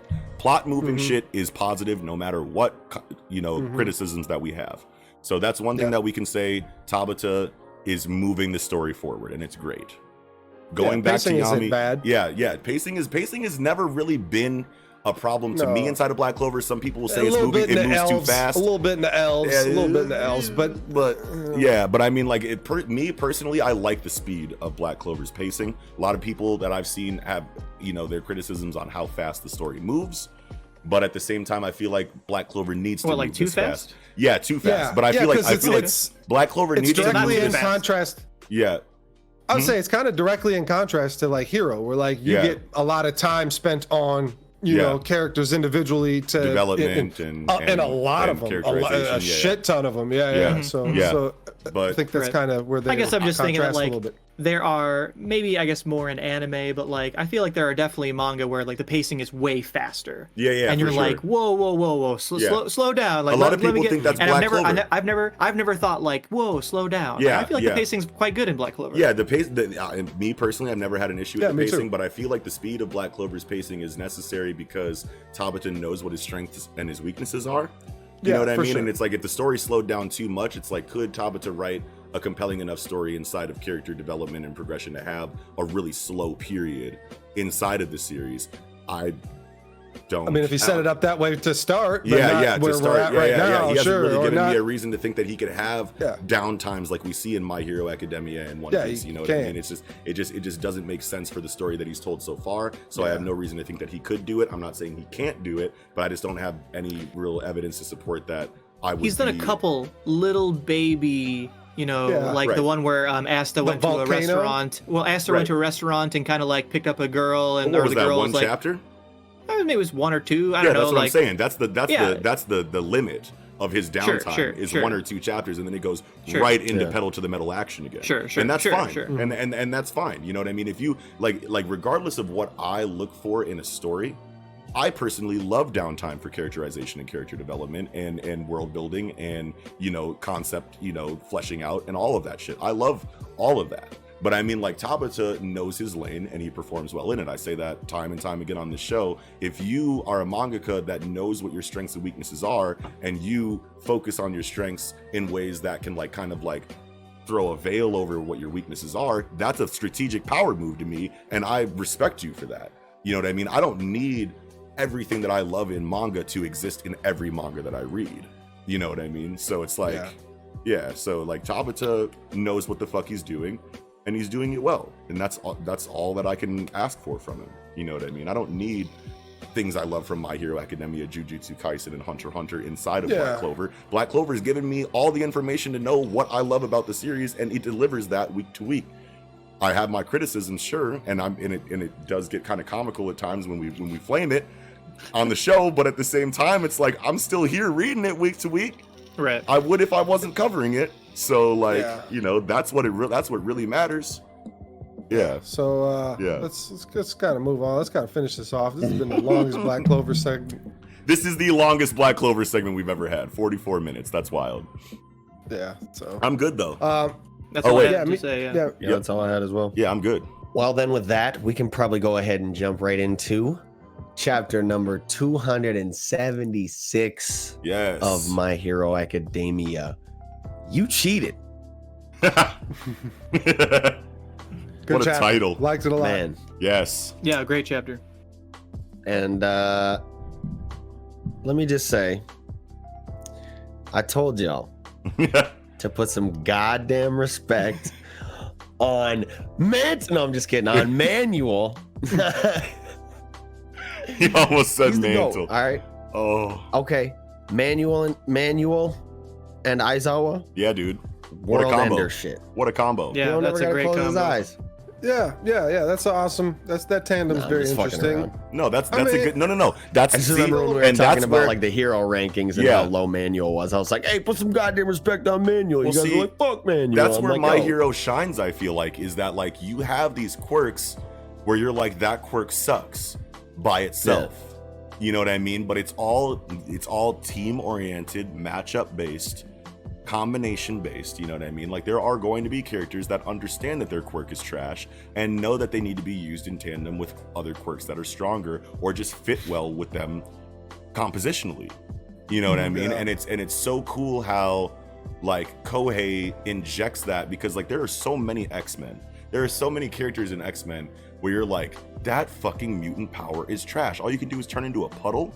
What the fuck are you gonna do? Make motherfuckers slip, on you or whatever? They find ways to make that shit so tight all the time.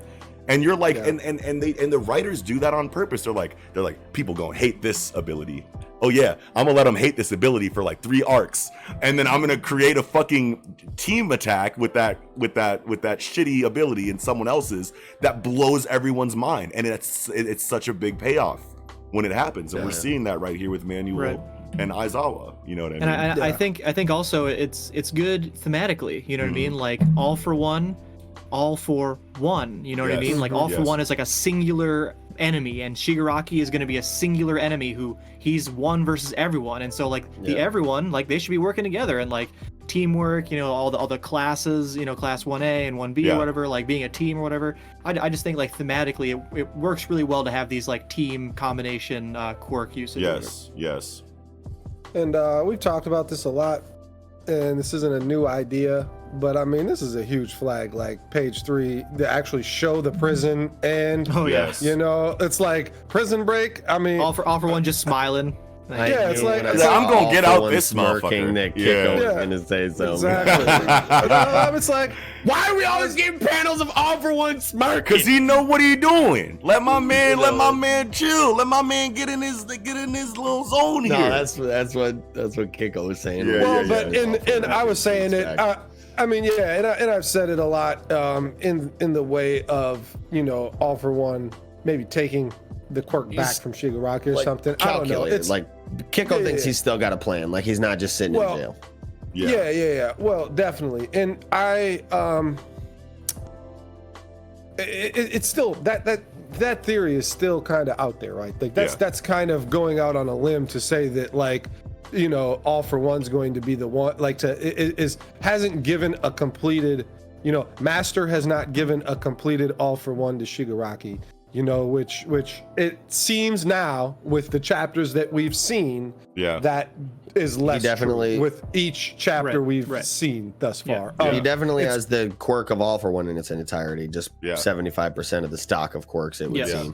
Sure. But I think definitely all for one getting busted out is not ruled out. He could definitely get broken out and still just take on like a mentor role for Shigaraki. That's what he's supposed to be, right? He can just tell him how to use the quirk, the best ways to fucking, I don't know, just well, and he could still be a Palpatine, a Palpatine to Vader, right? Like he's still a marionette and fucking Shigaraki in some kind of way, but that doesn't mean that doesn't mean that Shigaraki is going to lose the all for one quirk, right? Yeah. So yeah, like both of those things can happen and make perfect sense and be great, and it's great to see. Well, it's great to see that you get confirmation that these aren't quirks given to Shigaraki. These are just strength feats that he has now. Bro, with the swole panel of his arm. Yeah. Stop, bro.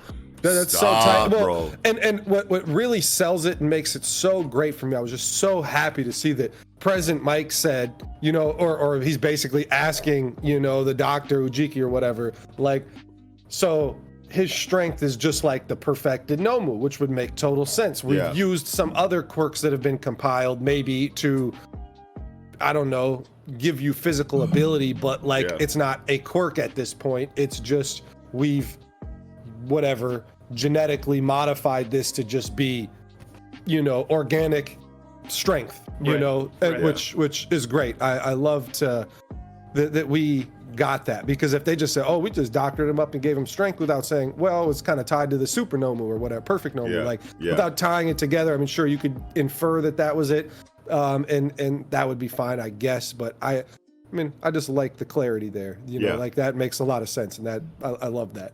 One of the things I wanted to highlight in this chapter is the news coverage that we get kind of towards the beginning of the series. I love that bit at the beginning with Fishman Reporter. This is a very great example of how to write stakes well in a shonen story, is that you have these big incidents that have happened in the history of the story that are constantly being referenced back to. You have news anchors saying, this is what happened in Deika, this is what happened in Kamino, this is what happened in Hosu. You have plot relevance of previous traumatic events that happened in the series that are constantly being rehashed in ways that you see reactions for in not just the characters that were involved, but on the news, and everyone watching the news. Everyone is now worried that this is going to be a similar situation, and it is becoming a similar situation. This is the worst situation that we've seen so far, and it's making us remember all of the other similar instances of villainous attacks inside of this series that brings more tension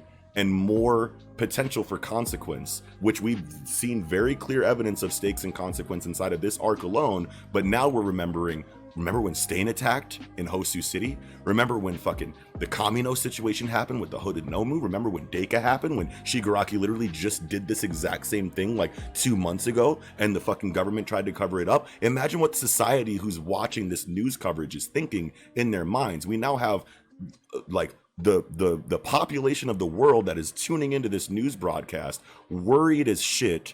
Oh my God, people are dying, the heroes are losing.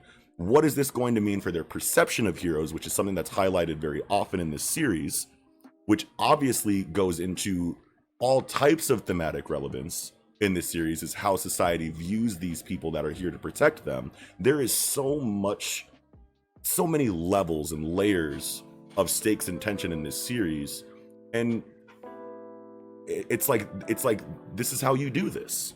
You know what I mean? You don't need a character dead. You know what I mean? But I mean, like, you can have a couple side characters die here, and then, people that in the society that we know are fans of heroes, that could have been their favorite hero. You know what I mean? You have hero rankings. You have people that are fans of these characters, even though they don't have as much plot relevance to us personally or just in general. But like, the society's viewpoint matters so much in this series, and it's been rehashed so much what the people think of these situations, that when little tiny characters die, like Crust or Xless, you could get a fucking panel of a little fucking kid with an Xless t-shirt on, watching the fucking TV going, my favorite hero is dead. And now it's that much more important. You know what I mean? Like, that's not too far out of the realm of possibility inside of Hero. And that's why what I feel like one of Kohei's biggest strengths is showing so many different perspectives, witnessing the same thing and reacting differently. That's massive in this kind of genre. In the evolution of its storytelling moving forward, it's like you don't see this kind of shit that often. I think a big part of that, is the sheer number of characters. Yeah. Like, I don't think that we're at One Piece level, but it's really rare even in One Piece, they'll have so many named characters. Yeah. In a scene, you know what I mean? Like, because there's like, I'm sure over 1,000 named characters in One Piece that all have backstories and motivations, all this kind of stuff. But like, there are just so many characters in this chapter of Hero where it's like, and it's so easy for Kohei to just be like, here, let me just give you one panel of this one character that you've seen 5 times total. Yes. And they're saying something, or they have an expression on their face, and it's like, it just reminds you that there are. He does a great job of reminding you that there's way more than just Deku and Bakugo. Yes. And you almost all forget they're here.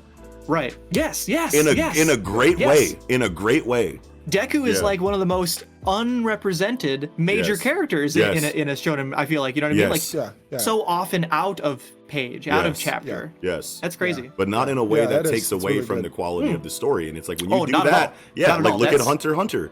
Gon is one of the least, highlighted and hyped. I mean, like, he has a lot of hype moments, you know what I mean? Right. But the supporting cast very often outshines him. Yeah. Well, I mean, Kurapika's fucking, MC number 2, 1A. Exactly. 1A. Because exactly. I mean, it's great to have, just stories with enough depth to be interested in a lot of these other characters and want to see their plot points, their hanging plot threads be tied.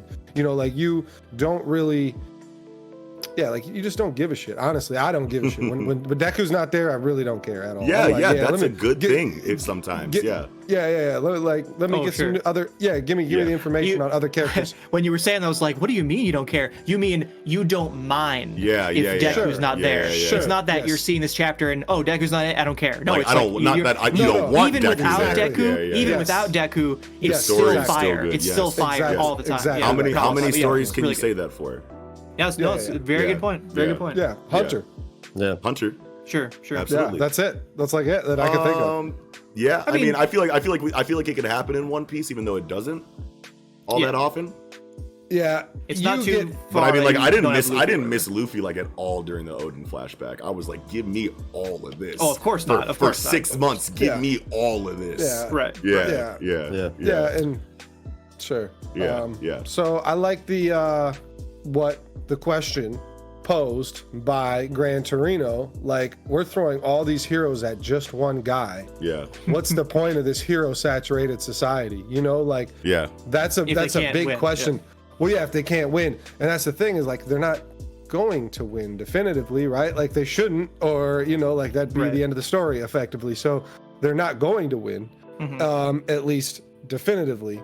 And so does this kind of push society into the Endeavor way of thinking that we need to start manufacturing better heroes, whether we do it in the most slimy, dastardly way we can do it? Regardless, we need to start stepping our game up, because we can't be having Manuel out here with a water quirk just fucking moisturizing fucking Aizawa's eyes. He should be doing something a little bit tough, fucking better than that with the goddamn water quirk. Right. Why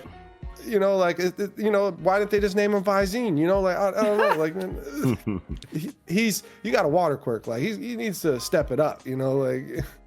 It's a good quirk, right? Like, that's not a bad quirk. When you were making the example, like, some people know that their quirks aren't suited for fucking 1v1 combat, and they're going to take a support role. I mean, a water quirk is as good as it wants to be, really, right? Yeah. Mm-hmm. He probably has a shitty water quirk. Like, I don't think it's I think probably the coldest water quirk we've gotten hint of is like Kota's parents' water quirks. Sure. Yeah. Where they were actually like fighting with fire hydrant pressure. Yeah, we really still don't know what they can do. Right. Whereas Manuel is like, looks like he can just make a little bit of water appear and like. Yeah. But like, dab the eyes up, splash the eye drops in. He could train and get better. I don't really remember much about Manuel. Like, clearly he can do more than that, right? Like, I would assume so. Yeah, I just can't remember. Yeah, Manuel, I think he's touched on so. I think Manuel's like first big thing is with fucking Ida, right? When he's telling Ida that he can't pursue Stain, right? Or was he the one? No. That was like the native dude that was kind of like. Ida interned with Manuel. with Manual. He did intern with Manual, but I think Kiko is talking about Hosu City incident with Stain. And the other hero that was there was that Manual? That wasn't Manual, was it? No, not Manual. Wasn't the one that got worked by Stain. Yeah. It was like some dude that was kind of like Firebird. Huh? Yeah, because Manual also gets punished. Thunderbird with Endeavor and Gran Torino. Yeah. The three pro heroes that allowed, students to act as pro heroes and just use their quirk carte blanche, in whatever fight they, see fit. And that's why they were also reprimanded with the students, which they weren't ever really reprimanded. I wish there was actually a reprimand there that we saw. Like that didn't make much sense to me. But regardless, Manual, was in that ball court, whatever, in that group of people. It was Thunderbird, in the giant size. But Thunderbird, I guess I'm just saying, like, his quirk isn't making a tablespoon of water, float around, right? Like, it has to be more than that. He's like creating I'm just water with have we like seen more moisture in the air, right? Yeah, like, like bringing in the combining the particles to make water, like grabbing the two parts, oxygen and one part hydrogen. And I don't remember the water. exposition on I can't remember what type of water quirk he has. Right. But I'm assuming it's one of the lower end water quirks, considering he's ranked like 200 something or 300. I don't even know, but he's fucking low as hell. So is that quirk or is that effort? Or the other thing I don't understand is, like, even rank 200 as a hero, clearly they have to be like thousands and thousands of people in Japan who have a water quirk, right? I mean, like, and they're even worse, you know what I mean? But like that's why I'm like, why is he even in the top 500 heroes if all he can do is this? You know what I mean? This is not even close to hero level. There's more to being a hero than just like quirk potency. You know what I mean? Like he could excel. I think we got different examples of stuff he could do back when he was. Yeah, I think we got different examples of stuff he could do back in the time when shit was going down. But like, I just can't remember what shit he did, if anything. I'm not saying he doesn't. I'm just like, I don't remember, and I'm like, I hope he has more than this. Yeah, for sure. It's not very much. It's not the best quirk. It's perfect for this situation. Yeah. Well, Wiki says he needs water to control, so he's not actually even creating water. He has to actually have water to control. But that means, like, if there was a lot of water, he'd be really good. Well, that begs the question is, why aren't you walking around with water? Why aren't you got the like a squirt gun or a backpack, a camelback Luffy, or whatever. Well, like Luffy against fucking crocodile, something like that. A barrel of water on your back or whatever. Yeah. Gara, put your element in a backpack, like. Yeah. Whatever. But like Shigaraki, like getting the super strength or whatever, I'm just like, wow, he has decay and all for one and super strength. Jeez, this guy is really OP really quick. Yes. I feel like every chapter he gets more, and I'm just like, when is this gonna stop? Yeah, no, it's scary because it could, you just feel like this is way too much, right? A little bit, even though I like the explanation on why he has super strength as well. Yeah, that makes total sense. Makes a lot of sense. But I totally agree with what you said earlier that like he can't lose here. Yeah, he can't. Right? Like there's like no way in terms of plot that he could lose this fight, other than Aizawa just locks him down and they gang him and they capture him, but like that just seems so or just before they capture unlikely. him, Machia swoops in, grabs him, and they dip the fuck out. We still haven't seen Machia do shit but wake up. He's on the mic. All he said he was talking to the Nomus then. The Nomu. He was talking to the Nomus. Yeah, you're right. He has already called Machia, right? All he said was to me, Machia. To me. So if Machia comes up and sees Shigaraki about to get washed, will he just grab him and bolt? Maybe it's a good question. No, I feel like Machia is gonna fight first. Machia might, yeah. He's gonna Solomon Grundy all these motherfuckers, bro. He also would probably immediately do whatever Shigaraki says. You know what I mean? So if he said like get us out of here, he would said mess him up. He would mess him up. Yeah, for sure. Yeah, for sure. It seems like he's gonna be fighting Dragon Lady Ryuka or whatever. Ryukyu. It seems like she's probably like the first opponent for Giganto Machia, whatever. I don't care who's on the battlefield right now. Giganto Machia needs 5v1 at least. Yeah. No one is 1v1. No one is 1v1ing Machia. Yeah. Even the Dragon Lady. You need Mount Lady and Ryukyu bare minimum. Even Mount Lady. No. I know, I but mean, just in terms of like size. Yeah, just in terms of size. But like I'm telling you, you need at least 5. Yeah. At least 5 heroes to fight him. Before we get too far into the chapter, like, can I just say that I love this dude Kido? Yes, I was just gonna say like that. This is what I'm talking about. Sick ability, and like I like you know he can alter the trajectory, and he clearly it's his ribbon, right? If he makes a circle in the ribbon, if you go through the ribbon, he can change your. It's just like any racing game ever made. Yeah, and he's like a mummy. But he's like a mummy because that mummy cloth is his ribbon. So like he can make a big ribbon if he takes more of the ribbon off of his body or whatever. I just think it's so cool of ability. Yes, it's super cool. I just want to say I really like that ability too, and it's a really nice homage to Aikido. Shout outs to the GOAT, Goki Shibukawa from Baki the Grappler. Let's go. The martial art is entirely centered around using your opponent's own momentum to throw their body wherever the fuck you want. So I love that. This is a really nice homage to fucking what an Aikido. amazing reference spot that you found there, dude. Holy shit. Aikido. I didn't even think about I didn't even think about that either, dude. And I'd be thinking about that shit. I was thinking obviously the first thing you think of is Bleach. Yeah, but Kido's that's some next level. That's some next level shit, dude. Fuck yeah. And now Kido, obviously an application is very cool here. But like, what does his 1v1 situation look like? Because this goes, this goes back. No.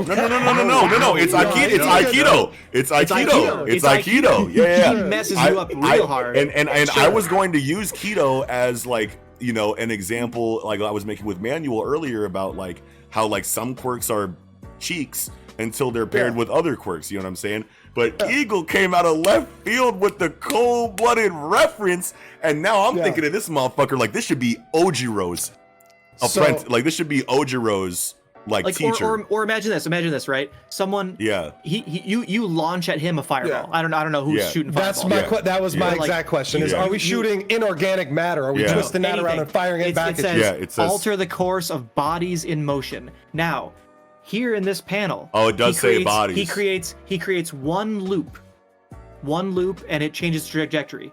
What if you had a spiral, a corkscrew of several loops? He could easily turn any projectile at him against you by putting it through a corkscrew of ribbon in an arc back at you. Yeah. And you're not taking bodies literally. You're taking bodies as like any bodies a body of anything. Physics. A body like a thing. A body's a thing. But dude, any moving thing. Wouldn't this be an incredible intern for Ojiro, who's like purely a martial art? Because like obviously Ojiro, like Kido. Okay, so like Kido, like why is he a sidekick? Well, because he's Endeavor's sidekick. Yeah, he's number one. Yeah, like the sidekicks of the number one hero are probably all like top 50 heroes if they wanted to be heroes, right? You know, it's like Night There are just some people. Yeah, there are just some people that just like aren't natural born leaders. That aren't natural born, you know, like action, you know, takers. You know what I mean? That want, he's got a wife and kids. He's not trying to die out there. He's just trying to make some money. He wants the comfortability of just knowing. Yeah, exactly. There's a lot of reasons why. He's in the wrong place for that right now. Exactly. But he's also a hero. But his hero is there, and he needs to be by his side. You know what I mean? So there's a lot of reason there. But like, just think of like Ojiro like coming up with dude, because obviously if his quirk is like this, you could tell that his hand-to-hand skills have to be on par with an ability that is defensive like that. You know what I mean? Like if your ability is defensive to the point where you have to wait for things to come at you in order to use it. I mean, like obviously maybe he could use it on himself to some degree, but he's the most effective here on defense. So if he's the most effective here on defense, he's got to be cold with the hands, bro. Cold with the hands, bro. So like Ojiro would be an amazing intern here. Yeah. I definitely believe that it's not just limited to this hoop. This is like an extension somehow that he can like project his quirk onto this ribbon or something so that the area within it gets trajected. Yeah. But I think he can definitely apply it with his hands and shit. So he's that's cold. You know. Oh man. And I love that he looks like Invisible Man or like he does like at a YMCA. Yeah. Like breaks. What if he just breaks your arm? Like I'm gonna adjust the trajectory of your arm that way. Oh, hyper extends your shit. That could be that could be cold-blooded. But I was actually thinking like hand-to-hand martial arts. Like he could apply it. Like so, like you're coming at him. He might need to make. He might need to make your ass flying. a circle. He might need to make a circle that you go through, but there's got to be some kind of. Yeah, so zoom in. There's got to be some kind of like catalyst, right? Like I mean, and obviously we see the ribbon, and that's what is going. What we're going to assume that every iteration of his quirk, I think, would have to be done with a ribbon, or I mean, or at least a connected circle from hand to hand, which may be his arms or something. But So zoom in, you guys, on chapter 5, bottom right panel where page it five. says Keto. Zoom in on Keto's design here. What's up with this like Box Rubik's on his cube leg? design on his leg here? That's a great question. So he's got it on both legs. If you, it's a pocket. Okay, so these are cargo. These are cargo. But that was just a weird representation of it, I guess. Like I feel like there might be more to that there. He got bands coming out there. But Balling I love his design. It's very you remember the Invisible Man movie? But also I feel like it might be Hush from DC Comics. If you guys want to Google that, just so you can see how similar the aesthetic is there, just Google search Hush whenever you get a second. Of course, I'm sure you guys all thought of Benola Knob at least. And me like a Rorschach vibe. Yeah. Yep. Love his aesthetic though. Yeah. Love his aesthetic though, but hell yeah. But yeah, man. So when why does he need to alter Endeavor's course? Why can't Endeavor just fly up because he's already coming. He's already coming, right? And maybe he wants to save because maybe jet propulsion like that. Maybe jet propulsion like that takes a lot out of him. That makes sense. Makes sense. If he doesn't need to, then he can just get his trajectory changed. Maintain his temperature. He saves 1.5% of Endeavor's ability that could make the difference. Exactly right. Especially against a threat like this, right? Because it's because I mean, you get the Shigaraki panel of him standing on top of Endeavor with the fists raised. I was like, bro, that is so disrespectful, bro. Yeah. That is one of the most disrespectful things I've seen in a shonen manga. I feel like, bro, how many times have we seen something like that? Also, not just that, but he was like, I don't really remember this iconic moment from y'all's time. Is it like this? Is it this arm that's raised? It's just so. It's man, dog, so that's disrespectful, so trifling, bro. Come on, Shigaraki, man. I fuck with you, but not the GOAT, bro. Not the GOAT. You do get a really good look there at how fucking fucked up his arm is. Yeah. He's damaged, charred to shit. Yeah, love that panel. But he can regenerate that bitch in a split second. So. Yeah. How about these Nomu? This Nomu panel, best panel, best panel in the whole shit. My favorite is the first one. The first one you see with the fucking big jaw. No, with the big bottom jaw around his neck. Yeah. And the top jaw is flat back like a hood. Oh yeah, that's the tightest one. I like that one too, or the wolf that's one. the tightest one. Yeah, I like the bat with the kind of octopus. The the bat with the dude, for sure. Or the kind of pudgy brontosaurus, kind of just between the jaw one and the bat. It's got a pudgy brontosaurus, just run around. With just a long ass neck and a brain. What's your favorite? It's kind of like a beastly gorilla looking one in the back too on the far right. Oh yeah. That's what I was gonna say. Bro, I think look I'm at this probably one. most hyped to see the gorilla just knock somebody with those. What's your favorite one, Kiko? I mean, it's probably the wolf though. But the bulky dude that you don't really is kind of not much to write home about. But if you look at his fucking hand, it's like a bunch of fucking fingers all in a fucking. He's got 10 fingers on one hand almost. Looks like. No, and it's all in a shadow. It encompasses. This is one hand for. Yeah. So I thought that's pretty cool. Is it a shadow? Or it might be a shadow, but it might be a just shadow. Might be a shadow. It almost seems like it's another hand.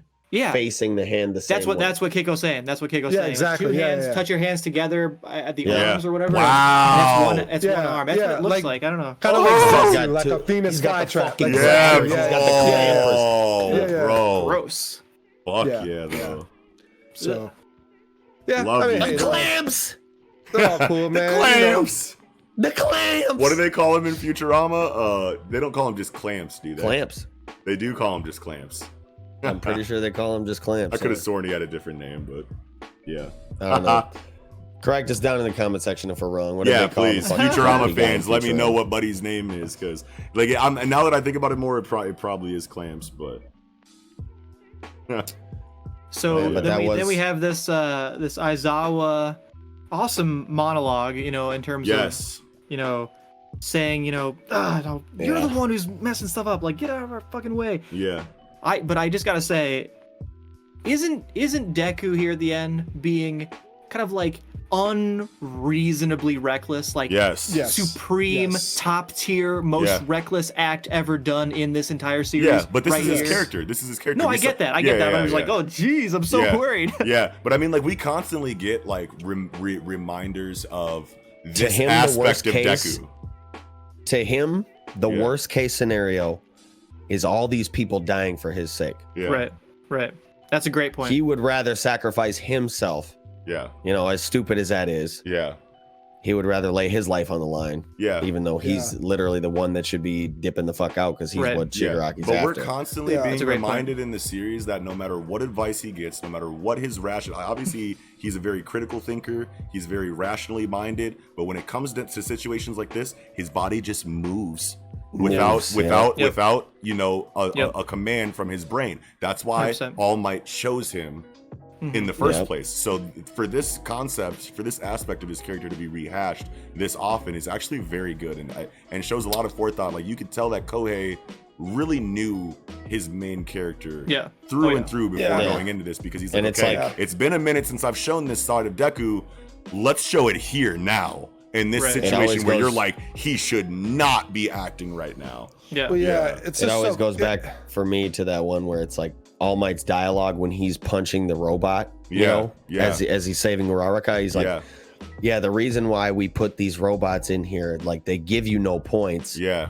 You know, aside from the rescue points that they don't tell you about. And it's pointless to fight them because they're gonna beat you. Yeah. But the presence of these robots and the threat that they, you know, present causes, you know, the cream of the crop to rise to the top. It says, brings out that spirit of self-sacrifice, the most necessary element to being a hero. Yes, dude. Number one. Yeah. Man. Yeah. It's a really tough thing to write, to have a character that's so like intelligent and analytical, but yet not. Yeah. When it's time. Right. Yeah, like, when it's time. It's and still, he does it so well. I think he does it very well. He does it so he well. He does it very well, and it still seems weird a little bit, but I think In what way? Will always. I think it just always will, because what Eagle says is completely, in this situation, he the smart thing to do is to not do what he's doing. You know what I mean? And he's very smart. So like, I think the contrast there is what makes it so great. Yeah, but that's the big picture smart. Because if Deku gets captured by Shigaraki, the whole world loses. So a selfish decision, exactly right. That's a selfish decision to do that, and it's like it's not admirable. In this case I feel right, because Aizawa just has to blink accidentally, and it's over. Yes, This scenario in particular didn't sit right, and that's why. Let me ask y'all. Right. Given that, will we see some consequences here? Will not necessarily that Deku will die, but will Shigaraki, will someone pay for this decision of Deku? Yeah, will someone need to jump in front of Deku like Gran Torino to protect him and maybe get hurt or even die, saving Deku from this dumbass? So although like I literally just made the point about how like Kohei rehashes the fact that Deku is the kind of person whose body just moves without thinking. Obviously, this is dumb, and we know it's dumb because Gran Torino said it's dumb. Obviously, the situation tells us that it's dumb, but it's still Deku's character. It's not admirable, like Hiko was saying, but at the same time, it's like maybe there was a little bit more forethought here from Deku before he went into this situation the way that he did. Next chapter because he knows he's like, if it was just Deku and Shigaraki alone, what are you doing? But he has good backup here, and the heroes that are here will know how to follow up on the decision that Deku made, and whether or not Deku knows that in the moment. And honestly, I feel like that might be better. If Deku's body moved without him thinking about it, and he threw himself selfishly into a stupid situation with everything on the line by him putting himself in Shigaraki's range, but everyone around him goes, holy shit, this kid just did that. We need to be the best versions of ourselves that we've ever been so that we can support this decision. That would be fucking amazing. See, that's the thing, is that I feel like that makes sense, minus the didn't move on his own, that he did this purposely to ramp up everybody else. Like, hey, and the thing is, nobody else knows he has one for all, though. But nobody else knows he has one for all. But it's just, it just does still seem weird. It's like, why do you write a character to have all this wherewithal, this intellect and analytical ability, if you're just going to throw it away when it really matters? Like, this matters the most right here. No. He doesn't throw it away when it really matters. It's really mattered a lot of times, and he's still been the same analytical Deku. It's just this situation right here where everything is because on the line. Aizawa? No. So like there were a lot of things at stake in a lot of Deku's conflicts, and he was still forward-thinking, critical-thinking Deku in those moments. He doesn't always throw it away when it matters the most. It's just this situation is a little bit different. And I feel like the contrast there in his character is actually what really makes it cool. You know what I mean? Like, for him to always be a rational thinker and for him to always think ahead and overthink, you know, to a certain degree, and actually to a really big degree. And then in this moment, that actually shows what heroism truly is. Even if it is a dumb decision on paper, like, he has all of the support to make it okay. You know what I mean? And I just made that point, but at the same time, you could say that the strategy that we're talking about, the forward thinking, the intelligence that we're saying he should use, and he has the intelligence and he should use it. But that's exactly the kind of thing in the very beginning of the series where heroes are like, I have a water quirk, or I don't have a quirk that's good for this fight. I'm gonna wait for a better quirk to show up. I'm gonna wait for a better quirk to show up. I'm not the one who should do this. And no, he is the hero. He is the guy, and I'm gonna go in there and do it. My teacher's in danger. I'm gonna protect my teacher. It's our turn now. You know what I mean? Like, I think that's pretty fucking tight. Now, before a character that could steal his quirk showed up, if Deku did this, it would be fine. But just the fact that Shigaraki can take one for all from Deku is what makes this situation dumb. But at the same time, this is the only situation where we've seen it actually be a situation where, okay, you're being stupid, but he has the support to make it okay, like I just said. All the other situations where he's done this exact same thing but didn't have the support and was literally just throwing his life away, wasn't a character that could literally take his quirk and destroy the planet. And the big difference, the big difference, that is the big difference, but more so is that when he's made these rash decisions that were irrational, only himself was the risk. That's what I'm saying. Himself. That's what I'm trying to say. He's now taking a risk. He's now taking a risk with the entire world's fate. Like, if he's not really like five-heading this to say, like, I'm jumping in here to give the other heroes the spur they need to step it up, to do something here. Like, if he's not doing that and he's just irrationally making this move. I just personally don't like it. It's just it shows that he's still an adolescent, but still the risk and the reward. But why do you write a character that doesn't seem adolescent intellectually, and then when you have a risk that's $1 million and a reward that's only 10, you are totally irrational. But it's not that drastic of a difference from risk to reward, because like, you're not factoring in everyone around him that we know is going to support him. Now, if this was literally just Deku throwing himself at Shigaraki without thinking, with no support around, you would have a way better point here. But like, the fact that he's in this situation doing this really dumb thing with the support that he has is what makes this scene better or okay. And I would say it's gonna really pop if someone gets really hurt or dies. Yes. Because it's going to show the growth that he still needs. And he'll feel it. And he'll feel it, and he'll grow from that. He'll grow from that. He's like, Kohei is at least self-aware enough to know that his main character isn't perfect and very far from it, and shows it in a situation like this where he makes the dumb decision and people pay for it. And then he learns from that, grows from it, and becomes a better character moving forward. I feel like this is a very necessary scene right here for Deku's character. Regardless of how dumb it is. It all depends on next chapter. But we can be pretty confident that this is going to rally people. Necessary is always it's a tough word to use. I can confidently say that this is a necessary scene. Well, sure, because the author wrote it, right? Like, so, like, I mean, it's all necessary is just not really a word that we should use when describing. I don't personally think, because like necessary is why couldn't it be necessary, like in the grand scheme we just have no knowledge of next chapter and what the author's Oh intentions yeah, are. no. I'm saying I would necessary, say, assuming what the next chapter is. I'm not saying necessary point blank period or with all the information we have right now. Next chapter, it's very likely we will see that this moment was actually pivotal in Deku's growth. Yes, that's what I'm saying. We don't know that now, and now it looks dumb as hell. But next chapter, we will very likely see that this is a big moment. Yes. And even next chapter, a lot of subsequent chapters. I definitely agree with that. And you know, it's just,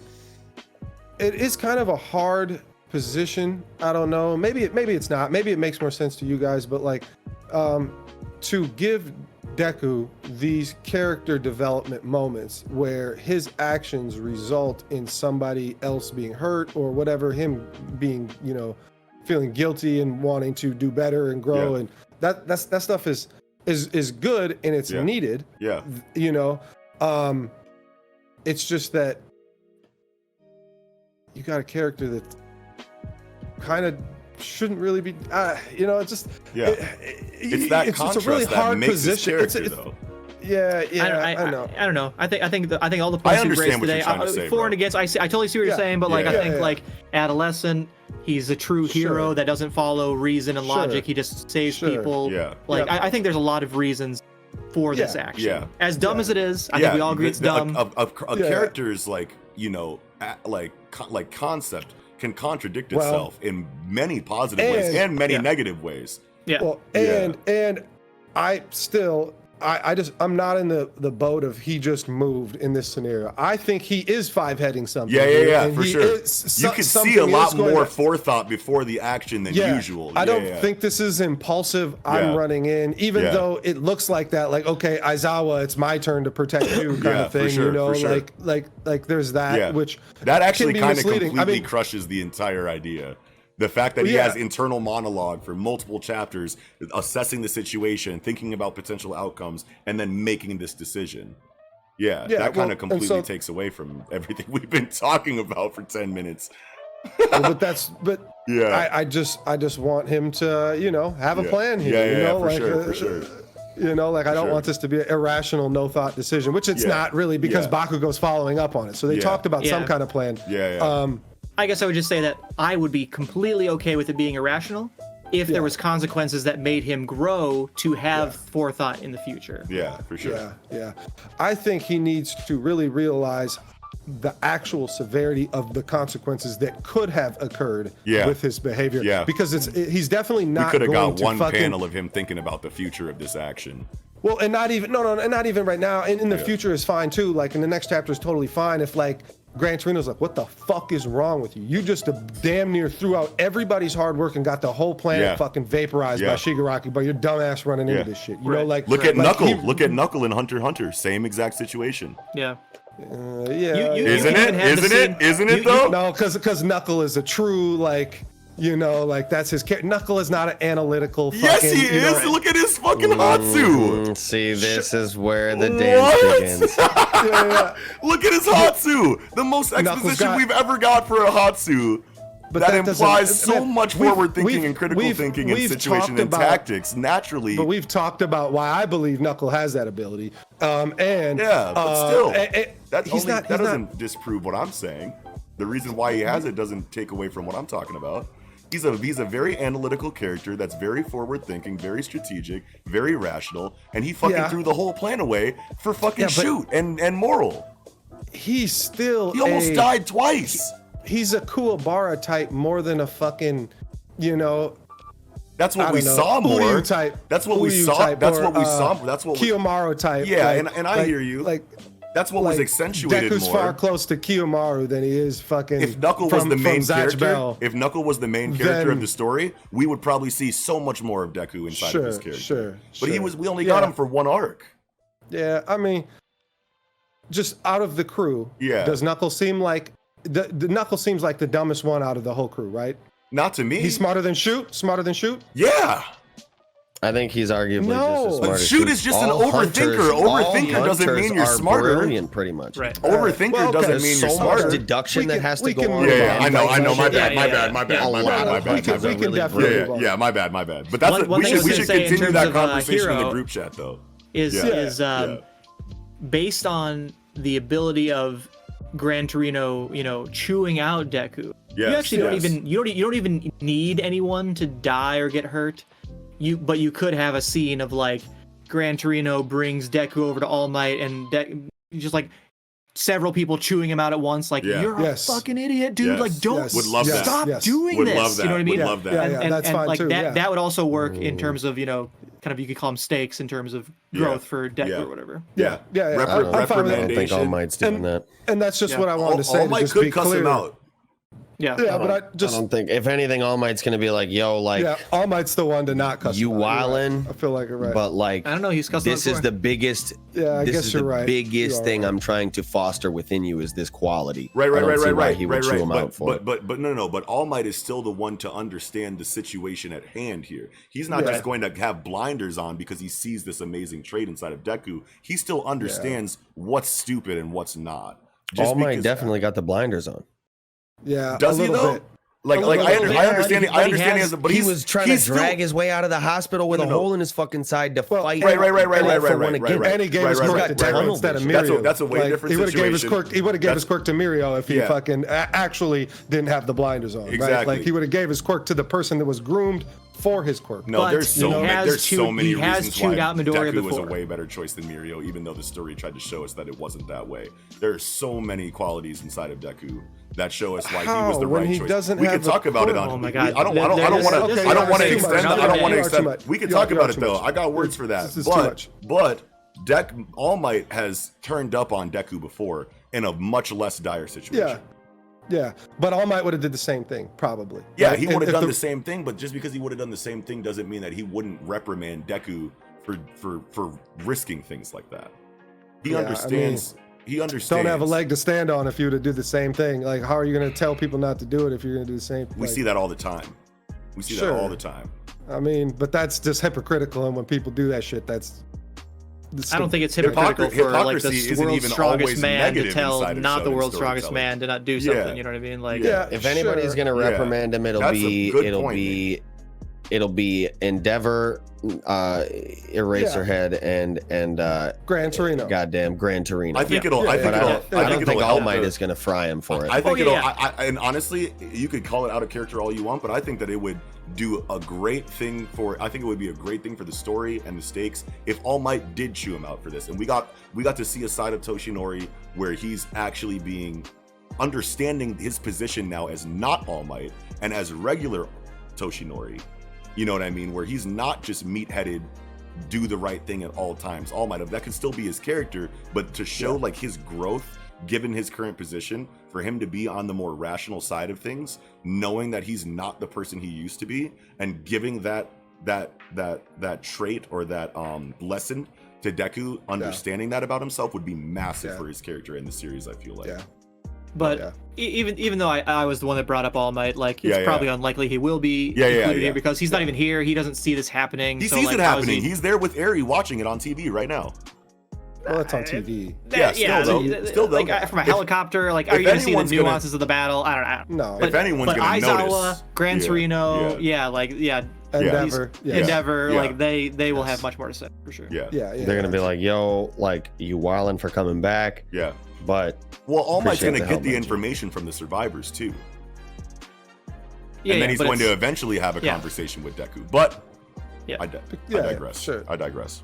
Did you was that all you guys had though? Like I feel like I'm good. That's all I had. Yeah, I'm good. Awesome chapter. Well then that will do it. And with that, wow.